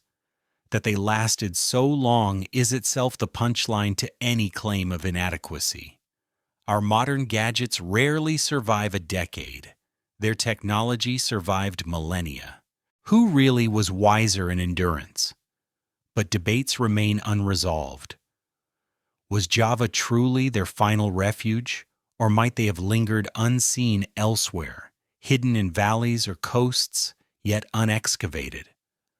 Some fossil dates suggest the possibility of later survival, but the record is too sparse to confirm. Were they pushed out by climate, or by us, Homo sapiens, arriving with new tools and greater numbers? Or did small populations simply fade from the genetic record, outbred and absorbed into others, leaving no direct trace? The uncertainty is haunting, but also fitting. The end of Homo erectus is a mystery wrapped in silence, like a fire fading without witnesses. At night, in their last refuges, they must still have gathered around flames. The primal fire crackled on volcanic stone, casting shadows on brows heavy and faces weathered by sun. Children pressed close to parents, while elders told stories in gestures and sounds now lost. Overhead, the starry sky stretched unchanged, indifferent to the shrinking of a species. They could not have known that they were the last of their kind. They only lived as they always had, one day into the next, one generation handing the fire to the next, until at last the line ended. And so, Homo erectus endured, until climate, isolation, and change closed their world, leaving only the memory of their footsteps in Java's soil and the silence of a lineage that once spanned continents. From here, the story flows naturally into competition and technology, the rise of other human species, the conservatism of handaxes, and the question of whether their slow pace was strength or weakness. The night sky above glitters with its cold fire, but on Earth, the flames of humanity were multiplying. By the time Homo erectus lingered in their last strongholds, other humans had already stepped into the scene. Neanderthals, Denisovans, and our own species, Homo sapiens, were spreading, innovating, pushing boundaries. The world was no longer theirs alone. It had become a crowded stage, and in the quiet contest of survival, Erectus carried both an advantage and a burden: their technology. The Acheulean handaxe, polished and symmetrical, had been their steadfast companion for over 1 million years. But steadfastness can become a break. When cousins embraced innovation, Erectus seemed to hold back, trusting old tools as the world changed too quickly around them. The firm fact is, that while Homo erectus used Acheulean handaxes with remarkable consistency, their toolkits showed little sign of rapid evolution. By contrast, Neanderthals developed more varied flake tools, prepared core technologies like the levallois technique, and eventually complex hafted weapons. Homo sapiens, even earlier in Africa, experimented with symbolic art, tailored clothing, and diverse hunting technologies. In this race of ideas, Erectus appeared conservative, their reliance on familiar tools stretching across ages. The handaxe worked, but perhaps not well enough in the face of competition. The quirky detail is that archaeologists sometimes joke about the Acheulean handaxe being the Stone Age iPhone, ubiquitous, beloved, and carried everywhere. Except unlike our phones, which are replaced every few years, the handaxe model didn't change for hundreds of thousands of years. Imagine a lineage of humans spanning continents, each one carrying essentially the same teardrop-shaped tool passed from generation to generation. Some handaxes are so finely made they border on art. Their edges worked far beyond practical necessity. One wonders if they were status symbols as much as tools, the ancient equivalent of showing off a particularly sleek gadget. Perhaps young Erectus nappers competed to outdo one another, crafting handaxes too perfect to use, admired by firelight before being tucked away. But debates cut deeply here. Was this conservatism a weakness that doomed them, or a strength that sustained them for 2 million years? Some argue that Erectus lacked the cognitive spark for greater innovation, trapped in a cycle of imitation without imagination. Others counter that stability was itself an adaptation. The handaxe worked in every environment they entered, from savannas to forests to islands. Why innovate when survival required no change? Perhaps their failure was not technological stagnation, but misfortune, climate, competition, and small population sizes combining against them. The debate remains unsettled, a reflection of our own values as much as theirs. To imagine the race with cousins is to picture multiple fires burning across the globe. In Europe, Neanderthals strike flakes from carefully prepared cores, producing tools sharper and more versatile than a handaxe. In Siberia, Denisovans adapt to mountain cold, their bodies and tools shaped for endurance. In Africa, sapiens carve bone points and string beads, telling stories in shells and ochre. Meanwhile, on Java's volcanic slopes, Erectus still sits with the same trusty handaxe, shaping it as ancestors had done for centuries. One can almost feel the poignancy. The world was racing ahead, while they walked at the same steady pace. Emotion flows from this vision. It is easy to see Erectus as left behind, a noble species overtaken by cleverer cousins. But there is dignity, too, in their constancy. To live with a stable toolkit for 1 million years is not failure. It is mastery. They knew what worked, and they trusted it. Our restlessness drives us forward, but it also drives us to instability, to waste, to risk. Perhaps Homo erectus represents another way, a species that chose the long walk instead of the sprint, the steady fire instead of the blaze. There is wit in the thought of a conversation between species, a Neanderthal showing off a finely prepared flake, a sapiens boasting of beads strung in red ochre, and an erectus quietly holding up their handaxe, shrugging. It works. The simplicity has its own humor, a stubborn practicality that almost feels wise. In a world obsessed with novelty, Erectus reminds us that survival is not always about invention. Sometimes it is about persistence, yet debates sharpen around whether this conservatism was fatal. Did Erectus lose the race because they could not adapt quickly enough to competition? Were their final populations outcompeted for food, displaced from habitats, or simply absorbed into larger groups? Some scholars even suggest that Erectus may have interbred with later species, leaving fragments of their genes hidden in modern genomes, though proof remains elusive. The line between extinction and absorption is blurred. What we call an ending may have been, in part, a merging. The sensory world of their final days bears the tension of this race. Picture Java again. Lush forests pressing against volcanic ridges, monsoon rains soaking the ground while far to the north glaciers spread across continents. Other humans, better adapted to cold or armed with new tools, expanded into territories once held by Erectus. For the Javanese bands, life may have continued much the same.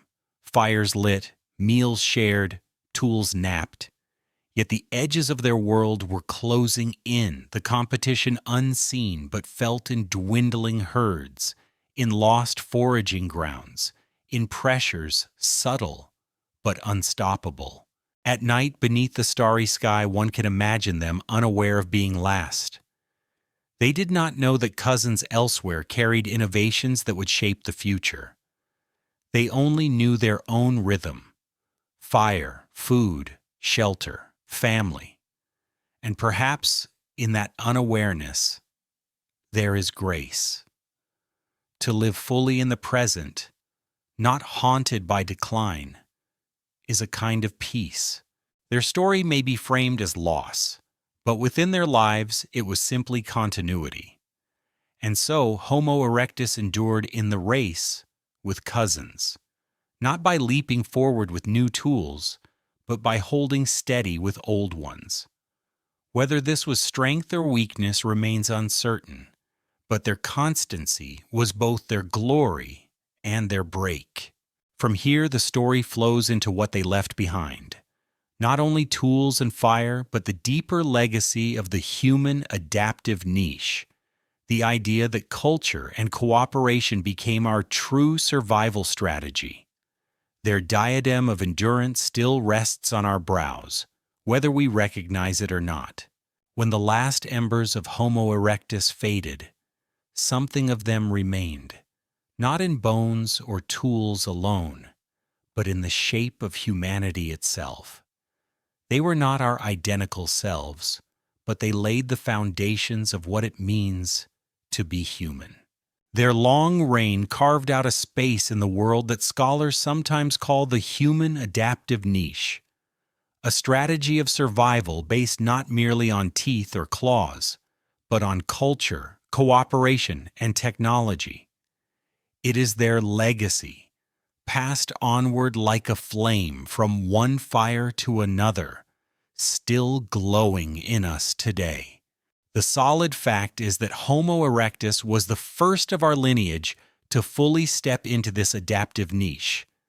They ranged across continents, from equatorial Africa to temperate Asia, not because they were bound by narrow adaptations, but because they learned to bend environments to their needs. Fire, tools, endurance, cooperation. These became their weapons and their shelters. Unlike most animals, whose survival depends on fixed traits, Homo erectus survived by flexibility, by making culture itself an extension of biology. In this sense, they created the pattern that every later human species, including our own, would inherit and expand. The quirky detail is that scholars sometimes describe this niche as living on borrowed environments. Other species evolved to fit their ecosystems: polar bears with fur and fat for the Arctic, camels with humps for deserts. But humans, beginning with Erectus, learned to borrow what they needed. A fire in a cave replaced thick fur. A sharpened handaxe replaced claws. A woven mat of grasses became insulation against cold. In effect, Erectus wore the world itself like clothing, gathering pieces of nature into makeshift adaptations. They were, as one anthropologist put it, the animal that outsourced its evolution. The humor here is striking. Where other species grew new bodies, Erectus grew new habits. But debates arise about how far this niche really extended. Did Homo erectus truly master culture in the way later humans did, or were they still closer to instinct than invention? Some argue that their long reliance on handaxes shows limited cultural change, suggesting they may have had the template of the adaptive niche but not its full flowering. Others point to their broad geographic spread, their probable use of fire, and their evidence of social care as proof that they had indeed stepped into a new evolutionary mode. The discussion turns on definitions. What is culture, and how much is enough to say they lived by it? The truth may be that they were transitional, both animal and human, both fixed and flexible. To imagine their legacy is to see echoes in our daily lives. The jacket on our shoulders, the shoes on our feet, the smartphones in our hands, all are extensions of that original strategy. We no longer grow fur for winter. We weave coats. We no longer wait for evolution to change our jaws. We invent blenders. This path began with Erectus, who first learned that tools and fire could carry them farther than their bodies alone. They were the pioneers of a new kind of survival, one that rewrote the rules. There is an emotional depth in realizing that without them, we might not be here. Their endurance was not glamorous, but patient, not explosive, but steady. They walked, they sweated, they carried fire, they cared for one another, and in doing so, they proved that survival could rest on bonds and knowledge as much as on muscle. We inherit not only their tools, but their ways of living, group cooperation, social bonds, adaptation through culture. Their memory lingers, not in museums alone, but in every shared meal, every tended flame, every hand extended to another. There is wit in imagining them as the world's first life hackers. While other animals evolved one fixed trick, Erectus gathered a toolkit of tricks. Cold? Build a fire. Hunger. Crack a bone for marrow. Weak? Let the group help. No claws?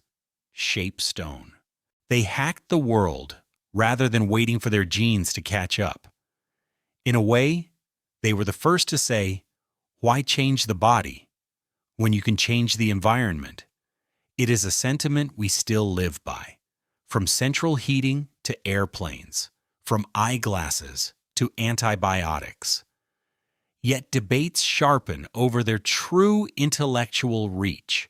Did they share ideas across generations with teaching and symbols, or was their culture mostly unconscious imitation? Were they capable of language, or only gestures and sounds? Did they pass on traditions with meaning, or only habits repeated until they stuck? Some scholars see in Erectus the seeds of storytelling, others only the soil. The uncertainty leaves them poised on the threshold. No longer beasts, not yet fully us. Still, their legacy is undeniable. They open the niche we still inhabit, the path of adaptation through knowledge. They left behind not just tools and bones, but the blueprint of a way of life that has carried us through deserts, jungles, glaciers, and cities. They showed that to be human is not to be strongest nor fastest, but to be flexible, social, creative. In that flexibility lies survival. At night, when their fires burned low and the sky wheeled overhead, they may not have thought of legacy. They only lived. And yet, in their living, they shaped all that would come. The footprints they left hardened into stone. The sparks they coaxed became hearths. The care they gave became tradition. Their legacy is not a monument, not a pyramid or temple, but the quiet rhythm of endurance.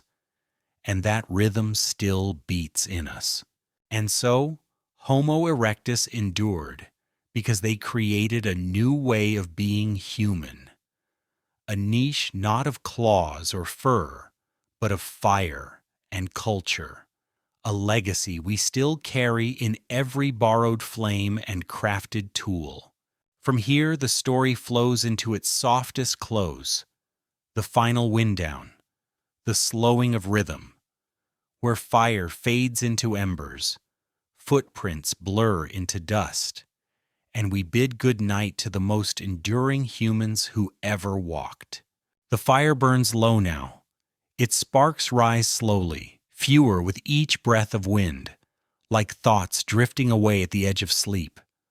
Around it, shadows gather in silence, and the air grows cool. This is the final picture of Homo erectus, the last fire on a Javanese slope, the last footprints pressed into damp earth, the last breath drawn beneath the starry sky. They had walked farther and longer than any other human species, 2 million years of endurance, until the world itself shifted around them. And then, as quietly as embers fading to ash, they were gone. The solid fact is that the last evidence of Homo erectus comes from Java, about 100,000 to 117,000 years ago. After that, their trail disappears. No more skulls, no more tools, no more fire-blackened bones. By then, Homo sapiens had already begun spreading across Africa and beyond, while Neanderthals and Denisovans occupied vast northern ranges. Erectus, once the most widespread of humans, was reduced to a single island refuge. And then the line ended. Their final disappearance remains uncertain, whether by climate change, competition, or absorption into other populations, but the record falls silent. The quirky detail is that their end may not have been dramatic at all. There is no evidence of sudden catastrophe, no volcanic cataclysm or predator's scourge. Instead, it seems to have been a quiet dwindling, population shrinking generation by generation. One archaeologist once described it as a death by loneliness, as groups became too small, too scattered to sustain themselves. It is a tender, melancholy thought that a species so enduring might have slipped away not with violence, but with fading numbers, like a song growing softer until it is no longer heard. Debates, of course, persist. Some argue that Homo erectus may have survived longer in refuges we have yet to discover, their bones still hidden beneath unexcavated soil.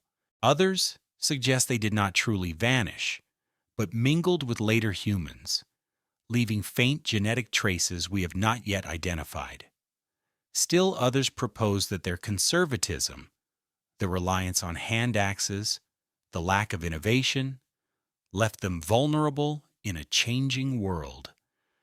The truth may be some mix of all these, but we may never know. Their ending remains as shadowed as the night beyond the fire. Yet in this quiet, their legacy deepens. For even in extinction, they gave us gifts. They proved that humans could live not just in one landscape, but in many. They proved that culture, tools, fire, care, cooperation could be as powerful as claws or fur. They proved that endurance itself could be victory. Their disappearance was not failure, but completion. The closing of a chapter whose words still echo in every step we take. To feel their last nights is to imagine the sensory stillness. Picture a band of Homo erectus on Java, gathered near volcanic stone, the forest humming with crickets and dripping with humidity. The fire flickers, Children curl against parents, and the smell of roasted tubers or small game lingers in the air. Above them, stars shine as they always have, ancient and unchanging, watching without judgment. No one there knew they were last. They only lived as always, one day into the next. Their laughter, their murmurs, their warmth carried through the night, the same as it had for nearly 2 million years. There is emotion in this imagining, an ache, but also peace. We like to think of endings as dramatic, but many are not. Most lives, most species, pass not in firestorms, but in quiet fade. And in that quiet lies dignity. Homo erectus was not defeated. They were simply folded back into the earth, their firelight merging with stars, their footprints softening into dust. There is wit, even here. If endurance were a contest, Erectus already won it. They lasted 10 times longer than Homo sapiens has so far. If they could see us now building cities, launching satellites, worrying about the next century, they might smile with heavy brows and say, "Come back when you've lasted 2 million years." Their record stands like a gentle joke at our expense. We call ourselves modern, but they were the true marathoners of humanity. Debates about their ending will continue, but perhaps that is part of their gift. By leaving questions unanswered, they invite us to wonder. Did they watch the seas rise around Java? Did they hear of other humans, strange and new, and withdraw into their forests? Did they fade into us, their blood mingling into our veins? The lack of certainty is not loss, but mystery. And mystery is what keeps the past alive in us. At last we return to motifs, the cave, the fire, the footprints, the starry sky. In the cave their voices echoed. Now the cave holds silence. The primal fire once warmed their nights, now only ash remains. Their footprints press deep into mud, now only stone preserves them. The starry sky watched them for 2 million years, and it watches us still, patient, unchanged. In these motifs lies continuity. They are gone, but we remain beneath the same stars, warmed by the same fire, walking with the same feet, so we slow the rhythm here. The fire fades, the shadows deepen, the stars wheel overhead. The footprints stretch out into the dark, a trail that leads not forward, but into rest. Their story winds down like a lullaby, not ending but settling, not vanishing but softening. And so, Homo erectus endured until their last fire dimmed, their last footprints blurred. They walked farther and longer than any other human, and in their endurance, they gifted us the path we still follow. Good night, Homo erectus. Good night, enduring walkers beneath the starry sky.